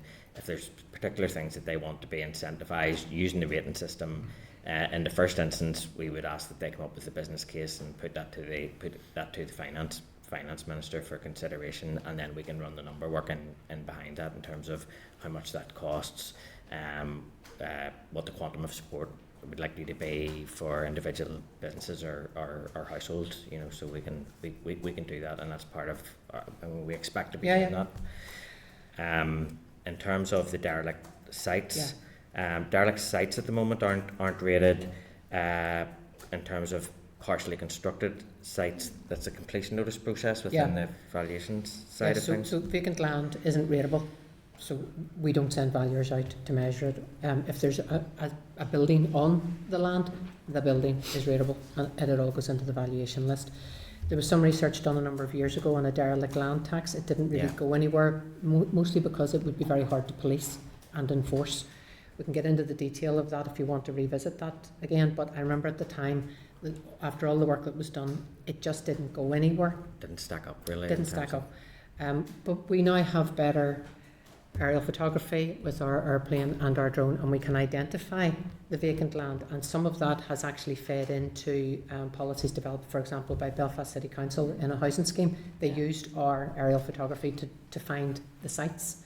So we are feeding into some councils' strategic planning and some departments through the work that OSNI has done, and that's all being received very positively, and we'll build on that. We'll continue to, when we finish this GLPR, the Government Land and Property Register, that's going to be rolled out, so you can see where all the vacant land is, and you can maybe plan a bit more strategically about who's going to develop what and how you can maybe join up and pool resources and maybe build something a bit larger than piecemeal developments or whatever. So GLPR will come into play for that, as well as the Strategic Asset Management Unit that's being developed, and that's to help government departments think a bit more holistically about how they're using their assets and how they can develop them further. You said something about people entitled to reliefs and are they getting it, and our outreach programme is quite robust. We will be at the Balmoral Show or anything else like that with a stand saying, we'll talk to you about your rates, here's what you're entitled to, did you know about this? And we promote it through that. Sorry, is that targeted in terms of where you have identified potential gaps in relief uptake? And my other thing, I'm going to throw it in quickly because I forgot it. You've consulted previously on incentivising town and city centre living in terms of rate relief, so using turning commercial properties into living, and obviously an LDP processes at the minute, it's a big issue. Is there any intent to take some of that work forward in terms of what came out of the consultation? Not necessarily out of the consultation, but you've been involved in it. I've been involved in the housing supply strategy with DFC, and it's represented on its board has representatives from the councils and all the government departments. The idea about reusing all the vacant space above the shops, all the empty offices, and repurposing that as domestic accommodation, I think is a fabulous idea, by the way. But they came to us and asked, would rates incentive be a determining factor? And I honestly don't think it is. I think capital investment is either capital grants. Because all of those conversions are going to have to comply with building regulations, and those are going to cost money. So giving someone 2 years off their rates bill to convert an old office into an apartment isn't the incentive that's needed here. You need, and you probably be getting investment. The first occupant as opposed to the person that's developing it. So that's the difficulty with using the rating system for it. And you mentioned something else about us working together. So LPS has a contract with Belfast Building Control and Antrim and Newton Abbey Building Control. So they provide us with domestic surveys. So we're not sending valuers out to a site that a building control officer's just been to. So we would have joined up thinking happened there back in 2002. That started off as a pilot. It's still going. So we have a contract where we buy the surveys of building control for less than it would cost us to send a valuer. That means those houses are getting valued and entered in the list very, very quickly. Hopefully not one of the ones that you had a problem with, Philip, where you couldn't get the valuation. it's a very fast turnaround. We get lists of houses that are ready to value. They come through to the valuation. They're done from the desk. We don't even have to go out and see them because we've got the aerial photography. We can see that it's built. We can see the size of it, and we've got the building control survey as well. So they go into the list really quickly. Belfast Building Control also gives us non-domestic surveys, which is much, much trickier and takes a lot more training for their surveyors to be able to do the survey that we need for rates, because what we need for rates isn't what they need for building regulations. Those are the only 2 councils who have engaged with us on the building control pilot, as it was, and now the contract. We would love that to roll out across 11 councils, because that would be information coming into us electronically like that. We get the valuation done in the list. There you go. And we've got the addressing system pointer, so we can address them and then straight through to billing, and out it goes. Okay, that's the plan. Okay, you Deirdre. Owen Tennyson. Thank you, Chair, and thank you, Sharon and Andrew, for your answers so far. Could I just take you back to, I think it was Philip's question, just in relation to the consultations and some of the written reliefs. Obviously, consultations initiated by the Secretary of State, as was said, and now the UK Government has set out sort of a target for revenue raising in a certain time period. Based on what you said to Philip, first of all, could you speak a little bit more about the timelines that would be involved where the Minister actually minded to change any of those reliefs? And is it fair to say, based on what you said, that actually, even were she minded to do so, she couldn't make the changes in the time scale that the UK Government has set out? You couldn't have made any of those changes between now and the 1st of April, and bills going out, but Andrew will talk to you about... I mean, even in terms of the advice that we'd given the NIO, it was really, I mean, that was pretty clear in what we told them, that you couldn't do these things necessarily for 1st of April 2024 in any event. But I suppose what the primary driver for the timings on the policies that were identified, the 7, is whether it would require primary legislative change in the Assembly or whether it was subordinate legislative change. Where it's subordinate, you can do it much more quickly.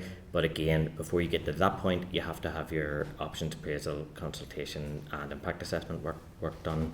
Once that's done, then you're clear to do whatever has been identified in terms of the sort of way forward for the policy. But as I say, I think we're very much at the first stage of that now.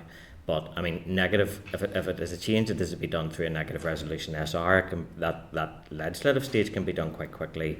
Affirmatives will require debate in the Assembly, but again, not a tremendous amount of lead-in time in terms of legislative preparatory work. But if it's primary legislation, that's a different kettle of fish. But what we're talking, a year to 2? 1 to 2 years, probably, depending on what the measure is. Yeah. Okay, yeah, that's helpful. And then just turning to sort of the wider issue about sort of reviews of the non-domestic rating system. I know the department undertook a review in, I think it was 2019. Yep. Could you speak to sort of where that review currently sits, and are you confident that the findings of that review still stand, given some of the changes with COVID and cost of living that we've discussed? The review was finalised. COVID happened. The report wasn't published because we were all doing something else. So we finally published that report in October 22.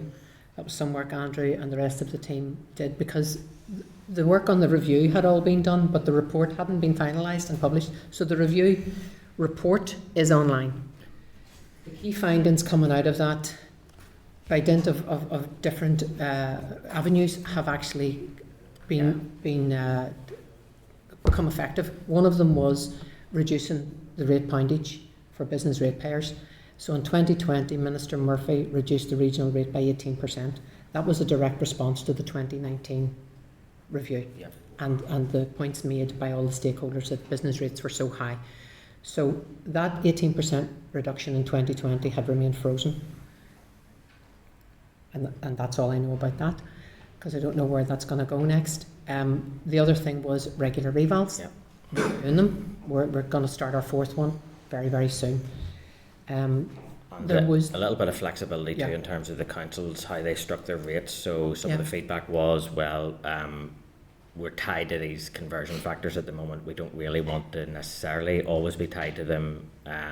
If we wanted, apart from these, can we? So as opposed to in the past when those have been mandatory and councils just made one rate striking decision, they now have the option to make 2 across both parts of their tax base in the same way as the executive does. So that was implemented as well under Minister Murphy.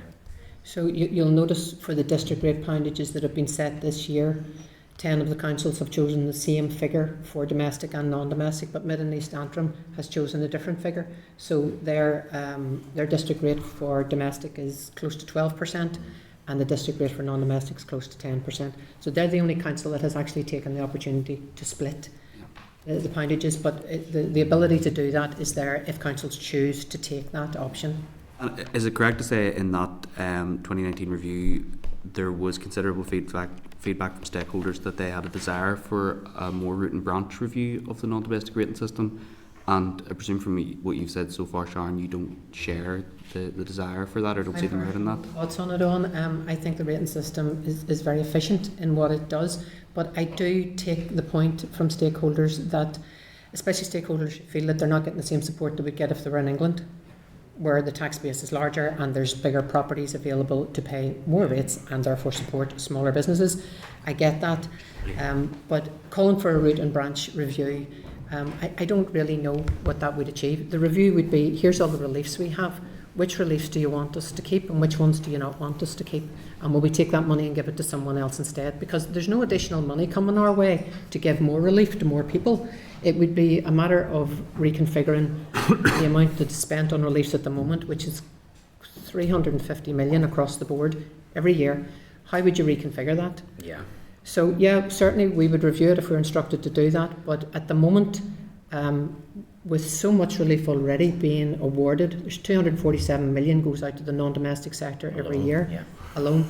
I suppose just to say on that, I mean, from my perspective, my party's perspective, I guess the benefit of a full independent root and branch review is the buy-in that you can potentially get from stakeholders if it isn't just solely an LPS-led process. So, for example, I mean, the chair made reference earlier to industrial derating, and whilst there's absolutely a conceptual argument around dual market access and the importance for a manufacturing sector, actually if you have an independent process looking at that and providing an evidence base, I think you can sort of square off competing stakeholders who would otherwise dispute that, you know. So I think from our perspective certainly, and it's worth just putting on the record, we would certainly see merit, because as you say, whenever the department runs consultation processes, it's just, you know, various stakeholders saying no to change in their particular sector, and it doesn't always lead to a sort of constructive outcome or move us forward. We wouldn't, that was sort of welcome. Wouldn't oppose it. We wouldn't oppose a root and branch review. I think it would need to come from an independent party. It shouldn't be done by LPS though.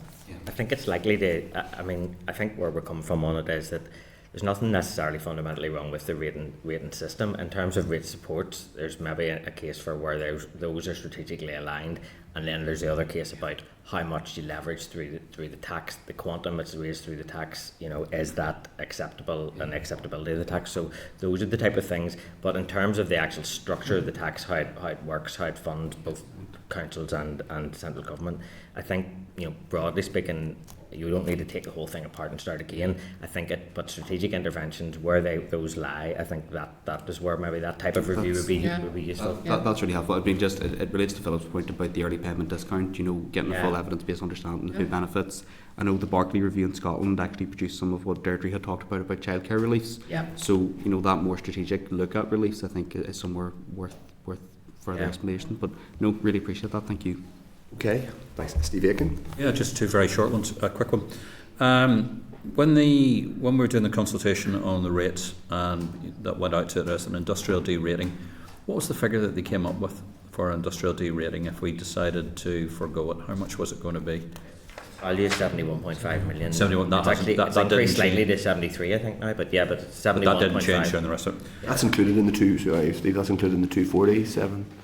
You just mentioned that. So that's but it's interesting that though it's obviously very generous, it's only a proportion of it, like a third of it, or you have, you know, you've got charitable exemptions, churches, all those community halls. You would think. But it was one of the things that always mentioned in the mix when we weren't discussing revenue raising, apparently, when we were all sat around the table in Hillsborough. That was the figure that came up, and I just wondered, happened in the consultations, as the figure changed. Revenue raising, Steve, just out of interest? So it's your fault, Steve. No, I couldn't possibly say that. But ask Owen, he was right. And the second one, so it's slightly more serious. Is it BT, the company, who's raised the issue on Landweb? BT owns Landweb. No, but who's the company who's trying to stop Fujitsu? Who took the JR? The unsuccessful bidder is called CGI. Who are they? big IT firm. Okay. They're Canadian. And they put in, Oh no, sorry, no, that's wrong. That's wrong. They're not Canadian. That's a different company. okay, but they put in Their legal representatives issued us with a writ. It only costs about £300 Oh, yeah, well, to it was, issue a yeah. writ, but it effectively placed an injunction on us awarding the contract to Fujitsu, which should have happened at the beginning of January. where are we in the whole legal shenanigans of that at the moment? So our legal representatives have applied for the writ to be set aside, and that's with the judge now to decide. I think it's in the High Court to decide whether or not to set it aside and let us award the contract and then run the claim for damages separately. So deal with CGI's claim, they're suing us for damages, deal with that concurrently with the award being made to Fujitsu for the new implementation, okay? If that judge says no, I want to go to full court, full legal proceedings right away, then we have to wait for that to play out before we can go back to awarding the contract stage, and that could be however long a court case takes. I know it's not ideal, but I think previously in our committee we heard evidence about how BT were less than sort of helpful when they were doing contracts and all the problems we'd had with BT and all the rest of it previously. And the concern was that we would have to keep on extending BT because there was nobody else to come in and sort of help the contract to run through it. Mm-hmm. I would imagine if we were having to run Landweb on by BT, we're doing it at a significant cost. It will probably cost more than it's costing today for them to extend for another 2 years, but actually BT have been quite amenable to discussing this. Yeah, I mean, as I said, they were happy that Landweb was coming to an end, the contract was coming to an end, because they had plans for their resources to be working on something else. This wasn't on their radar either. But the initial conversations that the Director of Land Registry has had now with BT would indicate that they appreciate where we are and how we're stuck. But, you know, everything comes at a cost. Yeah. But those negotiations are going on like today as I speak. Okay. Thanks. Okay, Jerry, Carol. Thanks, Chair. Thanks, Sharon and Andrew. Andrew, you said options X, Y, and Z were presented to the executive. How much is X? How much is Y? How much is Z? Multipliers to of the one. rates. Multipliers of one, yeah. I mean, in terms of well, it was different scenarios. I don't even think I can remember them off the top of my head. So.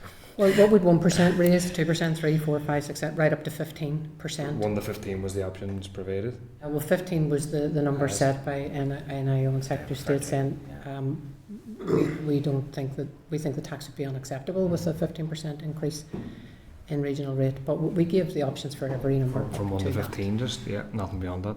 No. Okay. You do the maths, even we can do the maths fairly easily if you're doing the... Yeah, no problem. Industrial de-rating, I mean, obviously that's not small companies because they're small business rates relief. Who benefits from that? Is it Moy Park? Is it what kind of corporations, companies? Give us some examples. There are quite a lot of small businesses. I mean, you can. Why would they try to interject? But why would they get that and not the small business relief, or what's the? You can't get double reliefs. So if you get industrial de-rating, you can't get small business rate relief. What's the relief. difference? So why is small companies? Small business rate relief only gives you a maximum of 50%. Industrial de-rating gives you 70% relief. Industrial de-rating is awarded to any company, whatever size, so long as it's manufacturing and complying with the statutory definition of a factory. And there's a lot of case law around this as well. So there has to be physical alteration of an item. So you have to make something. You know, it's not creatives, it's not software developers. You have to make something, and that something has to be sold for a profit. So those are basically the rules for industrial de-rating. Alteration of an article. The other thing in article. terms of size is that, you know, it can be a small manufacturer, but the difference between manufacturing and other industries is sometimes the NAV footprint of the manufacture something is extremely significant in comparison to other industries that can run out of a smaller unit. They need a lot of floor space. I mean, if you've been to the factories, the size of some of the equipment, you know. I mean, I appreciate you probably don't have the full list at hand, but the likes of Moy Park, I think, is one of the most profitable companies here. And yeah, they would get not to be facetious, but they produce chicken, food, whatever, they would get industrial labelling. Okay. And others, I mean, can we get a breakdown? I submitted an assembly question, but can you use, not today, but maybe We've got, contact I can give you the clerk? I can give you the top 10 NAVs where industrial D ratings awarded, and you'll see the quantity. But we can give you all of it. We can give you. If you send it through the chair, that would be Yeah. useful. Yeah. That's helpful, thanks. I mean, similar to Deirdre, you have some really concerning questions about the Nova contract. I mean, Fujitsu's name has been dragged through the mud, and rather than being penalised, they've been, in some ways, some would say, awarded with a substantial public sector contract. I've concerns about where the data is stored. I'm not an expert in data storage, but I have some serious concerns about that third party involvement. Can you just sort of stipulate, I mean, the legal case, is that about trying to get out of this contract? Is that about something separate? That's the unsuccessful bidder Challenging challenging the outcome of the case. Okay. They've called for discovery, and they have asked for every single piece of paper, Okay. every document that was written, because they're looking for something to show that the competition wasn't run fairly and squarely. I appreciate that. They're suing for damages for loss of earnings. Appreciate that. And that deal has presumably been signed off by LPS, the Fujitsu deal. It hasn't been awarded. It hasn't been awarded No, yet, so we in theory- can't award it. Okay, while so there's an LPS can make injunction. a decision not to award it to Fujitsu if they. We can't award it while we. You've made a decision to award it, though. I mean, it's sort of dancing. They were the successful bidder. We wrote to them Yes. saying you are the successful Yes. bidder. I think that's the. I'm But just they- trying to find out, because obviously I presume this contract was awarded above board, but before maybe some of the Horizon information was brought into public knowledge. So on what basis could LPS decide to renege, re-award, or whatever the technical phraseology is around this contract? Well, the competition was run according to all of the rules, all of the strict guidelines. It was very closely monitored. Fujitsu was the successful bidder. We wrote to them and told them, you're the successful bidder, but the award would happen 2 weeks later, and in the meantime, the writ was served. So the award was never made. So Fujitsu are sitting in the wings waiting to be told, you can start work. And that won't happen until the legal case is settled. Yeah, no, I appreciate that, but under what auspices, if LPS at all can, presumably if the court decides that everything was above board, not saying it wasn't, can LPS of its own bat decide not to award it to Fujitsu based on the I recent imagine information? Fujitsu would sue us then. Okay, right. Fair enough.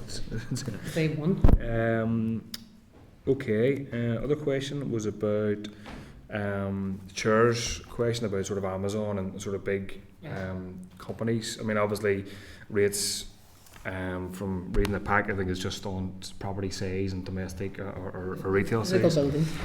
Can LPS have a legal power through current legislation or new legislation to say to, I mean, Amazon, just checking there, made $150 billion profit worldwide. They would claim that it's a separate part, you know, in the north, but they're part of Amazon. Under what auspices, under what current legislation, if any, can LPS decide to look at profit or look at sort of income globally? Are you able to do that? Have you done it before, or what's the powers? So the rateable value is a reflection of the hypothetical rent. All we can do is assess what something would let for 1 year with another. That's Schedule 12 of the rates order. That's our mantra. So you're looking at this building and saying, what could this let for 1 year with another? And that is the rateable value. That's what we work out when we're doing a reval. When it comes to someone like Amazon, all you can value is the physical buildings that they occupy. Now, in some cases, there are no rents passing.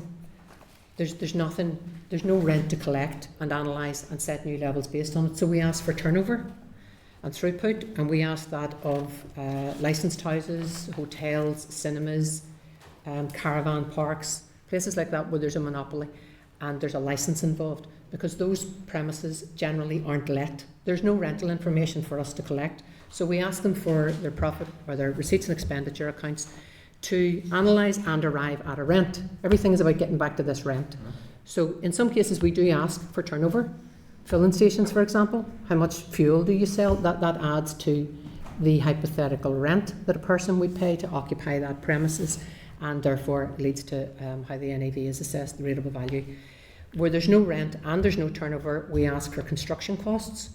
So for schools, hospitals, airports, they don't let, they don't sell, and you know, how do you value them for rates? So we work out what it would cost to build that facility and then decapitalise that to arrive at a rent. So everything's about getting back to a rent.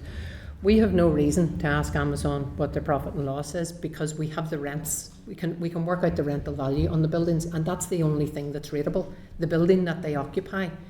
What they make in online sales isn't rateable under the rates order. It's not a devolved matter at the moment. I'll look through that. Appreciate that. Like the answer, we'll look through that and answer. One final quick question, Chair.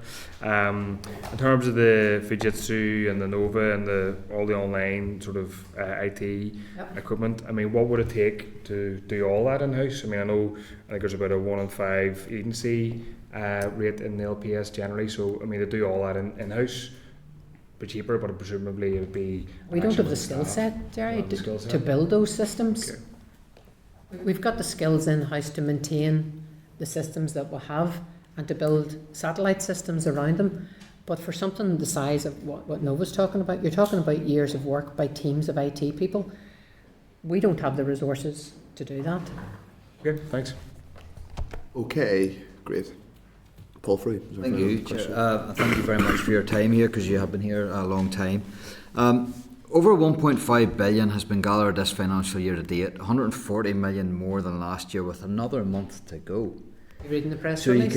So you could beat all sorts of records here in this next month. How did you manage to do that in the middle of a cost of lockdown crisis? Some of it was to do with the fact that rate bills went up by the district rate increases last year. There was more to collect. Yes. But you still have to collect it. But you still have to collect it. So I mentioned the outreach programs that we've got. There's a huge, call them a task force in Revs and Bends, who spend all day talking to ratepayers to try and encourage them to set up payment plans.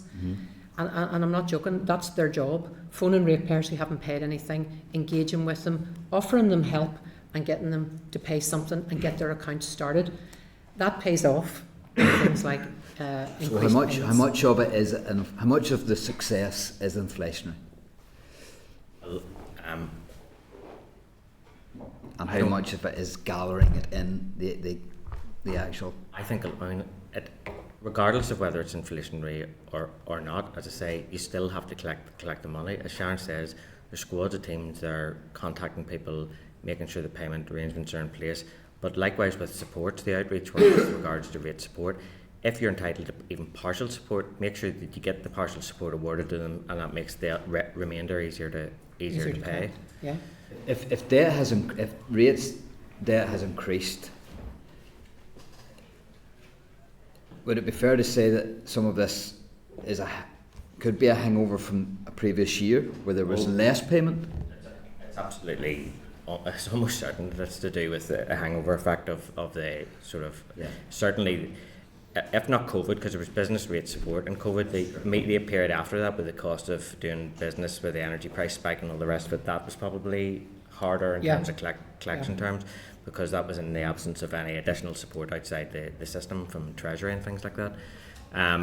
In terms of the, I mean, it's 140 million pounds extra, but the rate in debt, annual rate in debt hasn't went up by 140 million. Right, okay. So from that point of view, we're still collecting more than what is being lost to the system through a default. Okay. The consultation entered into by the Secretary of State examining 7 measures. Reading our press release, it drew 1,400 responses, with well over half relating to the 400,000 cap. Now that seems to be quite surreal that more than half of that response was on that one measure. What they found was that the 1,400, and basically they broke down roughly 50-50 non-domestic, domestic. If you were responding on the domestic one, you were going to respond on the cap. If you were on the non-domestic one, you probably went in and did the domestics as well, which gave them a little bit of a boost. But roughly speaking, that's how. So your equation there, you're saying nearly 100% of the domestic one mentioned the 400,000 cap. I mean, across the domestic one, it was more or less, if they went in to do the domestic, they answered all three. Right, okay. Yeah. Right, okay. Have you had any sort of groundwork done on what raising that cap would mean for the rate space? Oh, yeah. Yeah. We've done all the evaluation. And are you doing that at steps of 100,000, so 500,000, 600,000? Or are you? We've done it in steps We of have done that 50,000. as well, but in terms of like lifting the cap altogether, it's 10.4 million was what was put out. It's roughly, say, 11 million now. But the pop, that's not all to the executive. It's split between it comes off the local government tax base too. So of course, you know, it's a bit of an equation in terms of, you know, how high profile that is, how much additional revenue we'll be bringing into the executive. Yeah. You know, half of that amount, 5-6 million. You know, and that's only if you lift the cap off altogether. Yeah, which, not to ask you a policy question, a political question, but what was the rationale for the £400,000 cap? Original, the St Andrews agreement and for the executive coming back in 2007 put a cap into the domestic rating system as part of the negotiations. So that's actually in the annex to the St Andrews agreement. I put a £500,000 cap. When the executive came back in 2007, they did a full executive review of what had just been done by direct rule ministers with regards to the rating reforms, and it was decided at that time by the executive to lower that to £400,000. That £400,000 and the bill that it gave you at that stage was equated to the middle of the highest band in the council tax system in England. So that was. Oh, right, that's right. It was related to the council. It was tied to that. Yeah. It was so that no one here would pay more rates than council tax bills in England. Yeah, that's right. I remember that now. Okay, Chair, thank you very much. Okay, thank you, Paul. That was really helpful, guys. Thank you for your patience. And same time next week, Andrew. Well, we will obviously be we on the 11th of March. We are expecting on the provisional order paper that's been released. We're going to have a rates order. So we will be asking questions of probably this team at some point in the future on rates. We'll be asking questions of the Minister, I imagine, on. Certainly I will, on the 11th of March, and good luck with all the work that you're doing before then. So thank you for answering such a broad range of questions. Thank you.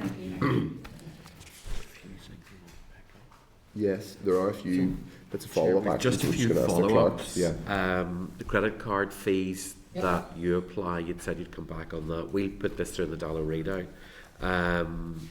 Feedback on the Fujitsu rule that they would have if they did get the contract in terms of data handling and so on. And the recipients of industrial derating, I think you'd said you'd be able to supply them. Well, I'll not be naming them, but I can give you the locations. Yeah.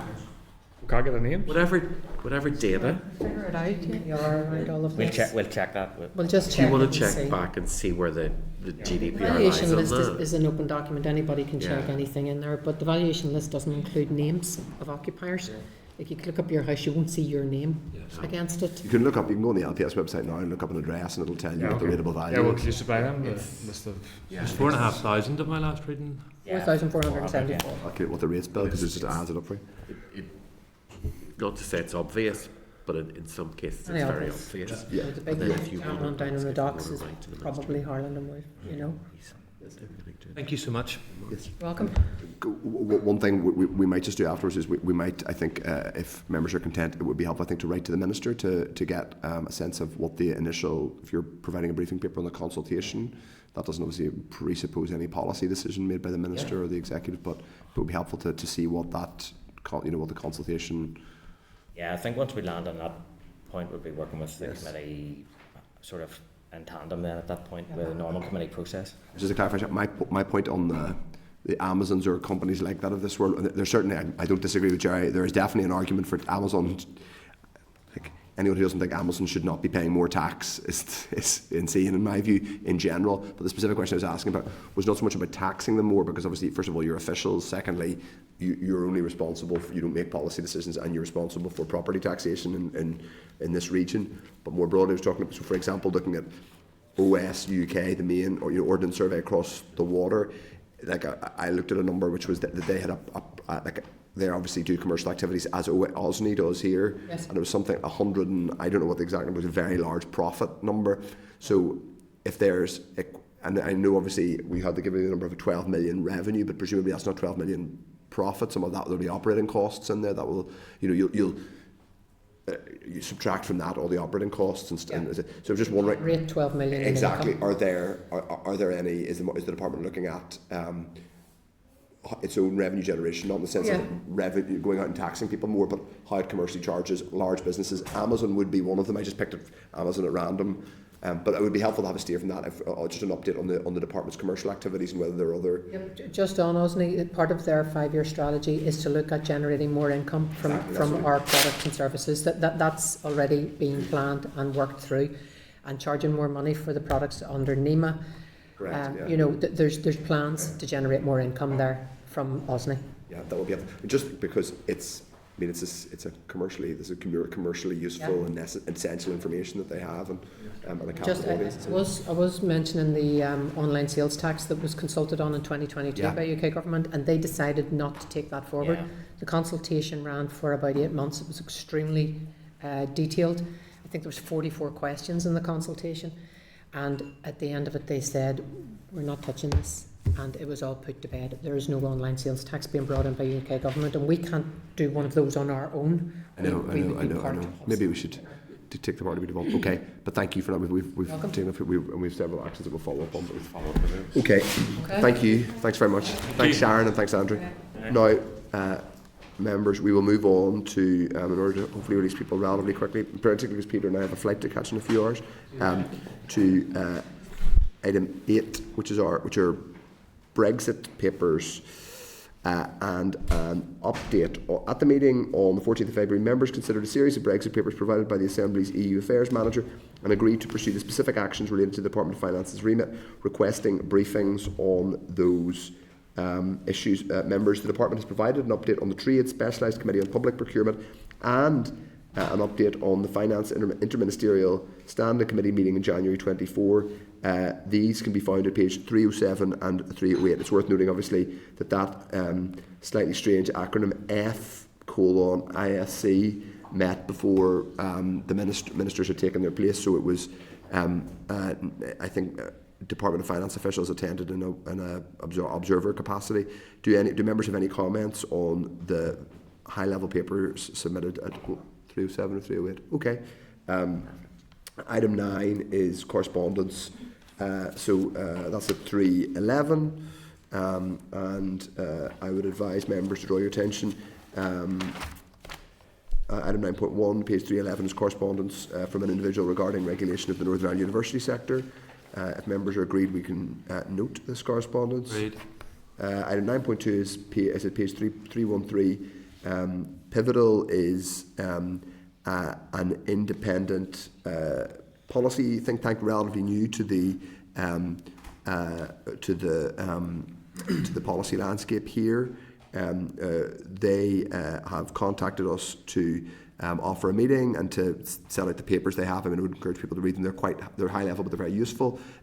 I would, if members are content, suggest that we ask the clerk to look to find a space in a diary in an upcoming, because they've done this in quite a high level way, and it's not just technical public finance stuff, it's kind of broad look at priority. So if members are content, I'll ask the clerk to. If we could look, because there's probably a number of organisations, so without just picking one, if we could kind of pull together, there may be others that we would like to meet. What I would suggest is, if it's done as an informal, then it's not kind of giving them that wider public arena, and there as there are others, but there's there definitely those. Can I suggest one? Well, first of all, I would suggest about Pivotal.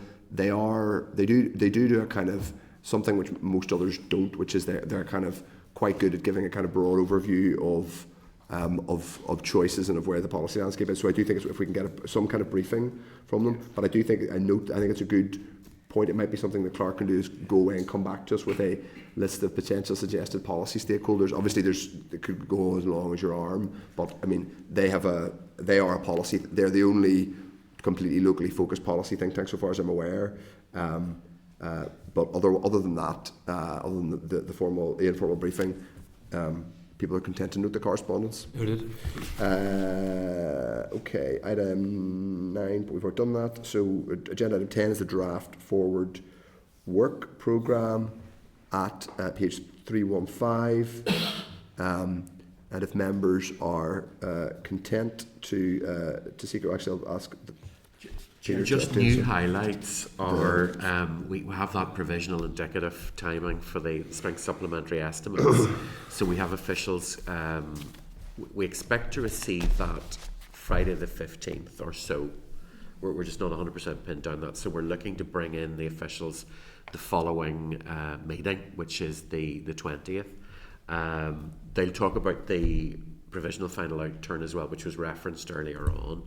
And they'll talk about the spring supplementaries, and we'll see where we land on that in terms of, I don't know that the officials took into account Easter, because that's our final meeting before Easter. So we'll get a better sense, and I'll talk to officials in the meantime, of what exactly their time scale is in terms of the SSEs being scheduled. But we'll get the background on that because the papers will be available by then, theoretically. Chair, Mr. Free. Paul, yep. Just another issue, away from that, just on the forward work programme. I see here with Nisra down for the mythology. Yes, that was the other update, Chair. If I can sure. butt in there. Philip Wales is also coming on the 13th.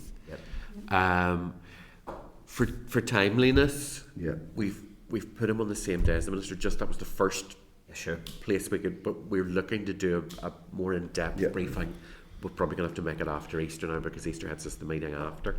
But he'll talk about the issues that have been raised already. Mm-hmm. So the current vehicle around using the coronavirus SRs, and also the excess deaths as well. Sorry, so that's why I'm confused. What coronavirus X are Nisra using?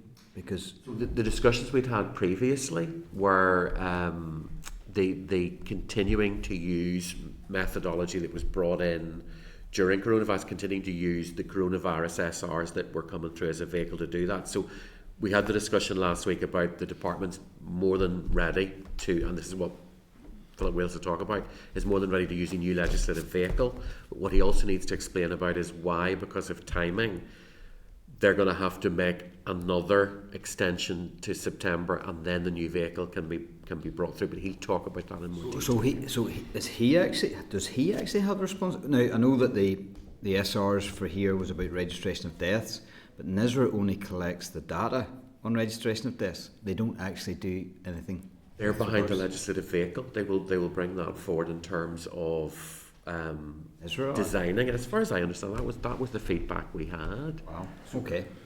So, okay. That's why I was confused as to why the Coronavirus Act was named in that presentation. We had the feedback material before indicating now they all parts of the department design things, so they design the mechanism because they ultimately are the ones collecting the data. Yeah, sure. Okay, you learned something. If that makes sense. Yeah, given, sure. I mean, I do think, just to, if you're happy enough for that, Paul, I do think, I mean, given we're hoping to get an update from the department on their view of when a budget statement is or isn't going to be published, I think that's the moment where we can. So we would normally be entering into a process of scrutinising a budget document and possibly a multi-year one at this stage. If that's not going to happen, I think we will need to consider taking broader evidence from organisations like Pivotal about budget choices, not just the kind of legislative agenda that's being kind of placed before us. That would be my view to the committee. I think that's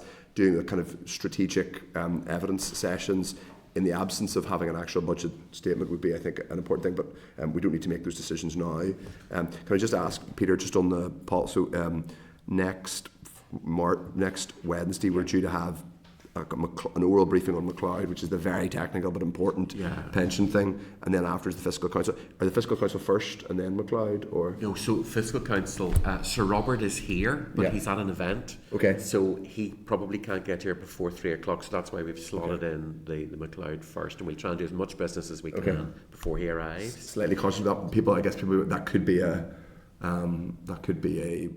a longer sitting because it's an important technical thing, but also the fiscal council evidence is very important too. We're also going to have to slot in, and we confirmed this earlier today, so that's why I didn't make this version of the draft. Yeah. The regulations and legislative consent motion around the Procurement Act that was referenced last week, that will also now slide into that slot before Sir Robert and Fiscal Council. Those are very much, as you say, Chair, they're technical briefings, so we are squeezing them in as much as possible. Yes, Vice Chair. Like what we did in the budget bill, whenever we're getting a lot of technical stuff like this, I just am very conscious. I don't like to rush through a whole lot of these things. I've got McLeod, Fiscal Council, there's legislation. Should we have another brief session another day to make sure that we're dealing with things? Because that's an awful lot in one session. The McLeod judgment and so, I mean, we don't have to make, on McLeod, we don't have to make a decision. That's no decision making. It's all happened. This is really a case of trying to give a better understanding of what has happened. Yeah, so you like McLeod is technical, but we don't have to make a decision on it's sort of happening. And it's not a particularly a subject of live political controversy. We won't be, there aren't any particular. It's technically difficult and it's challenging, and there are yes, but what I would suggest in relation to that is we could get an initial briefing, and then what we could say is if we think, God, this is a bit of a, we're getting into the rabbit hole here, we need a further briefing, we could arrange another one, and either on an informal basis because what tends to happen is, I've been through a lot of these in the previous, is it's very, very technical and it can be interesting, and you do sometimes need like half a dozen questions, like honest factual questions to understand it. And if we find, I'd say next Wednesday that I think we can then push we can arrange a second one. Sure, it's the same with the procurement regulation stuff. We don't have anywhere to go with that until the executive has made a decision to bring forward the legislative consent motion. So it's really to try and, we know it's coming, we know it's going to happen. Officials they've got some papers and we can put those through in for the next pack. It's just to get some information on board before we find out where exactly we will go. Also on the McLeod, it's just, I imagine members get that coming up in constituency as well, with people not really quite understanding what's going on with that and knowing it affects them. So we will roll out as much as we can, but this is really more sort of here's the information, and then we can see where we go with it. And there's no easy, and there isn't, like I've said, it's obviously we're in opposition, there's no easy button for the Minister or anyone in the department to press on McLeod, so it is important to take time to do technical. Okay, if people are content with that forward work programme, obviously, well, as I say, it's constantly under review, and people are content. We will note that. Agenda item 11 is any other business. Does anybody have any other business? No. Okay. Then agenda item 12 is actually just on any other business. We will take as an action. So I've now forgotten the name of the thing. Interparliamentary Forum on which deals with some EU exit issues, and I'm going with the clerk. Put on record thanks to the clerk for arranging at short notice, and we will report back to members next week on anything pertinent that comes up. I think it's important people get properly briefed and they get a sense, because obviously we've all been absent from these discussions over the past, 5 of the past 7 or 8 years. So we will take as an action to give everyone a fulsome update on that. There'll be a formal report comes out as well. Yes, there will. Yeah. Okay. Okay. And then final agenda item is date, time and place of next meeting. The next meeting is Wednesday the 6th at 2 p.m. in this room 21. So just put, if everyone's content with the committee, do now adjourn. Great. Committee Room 21. Sound.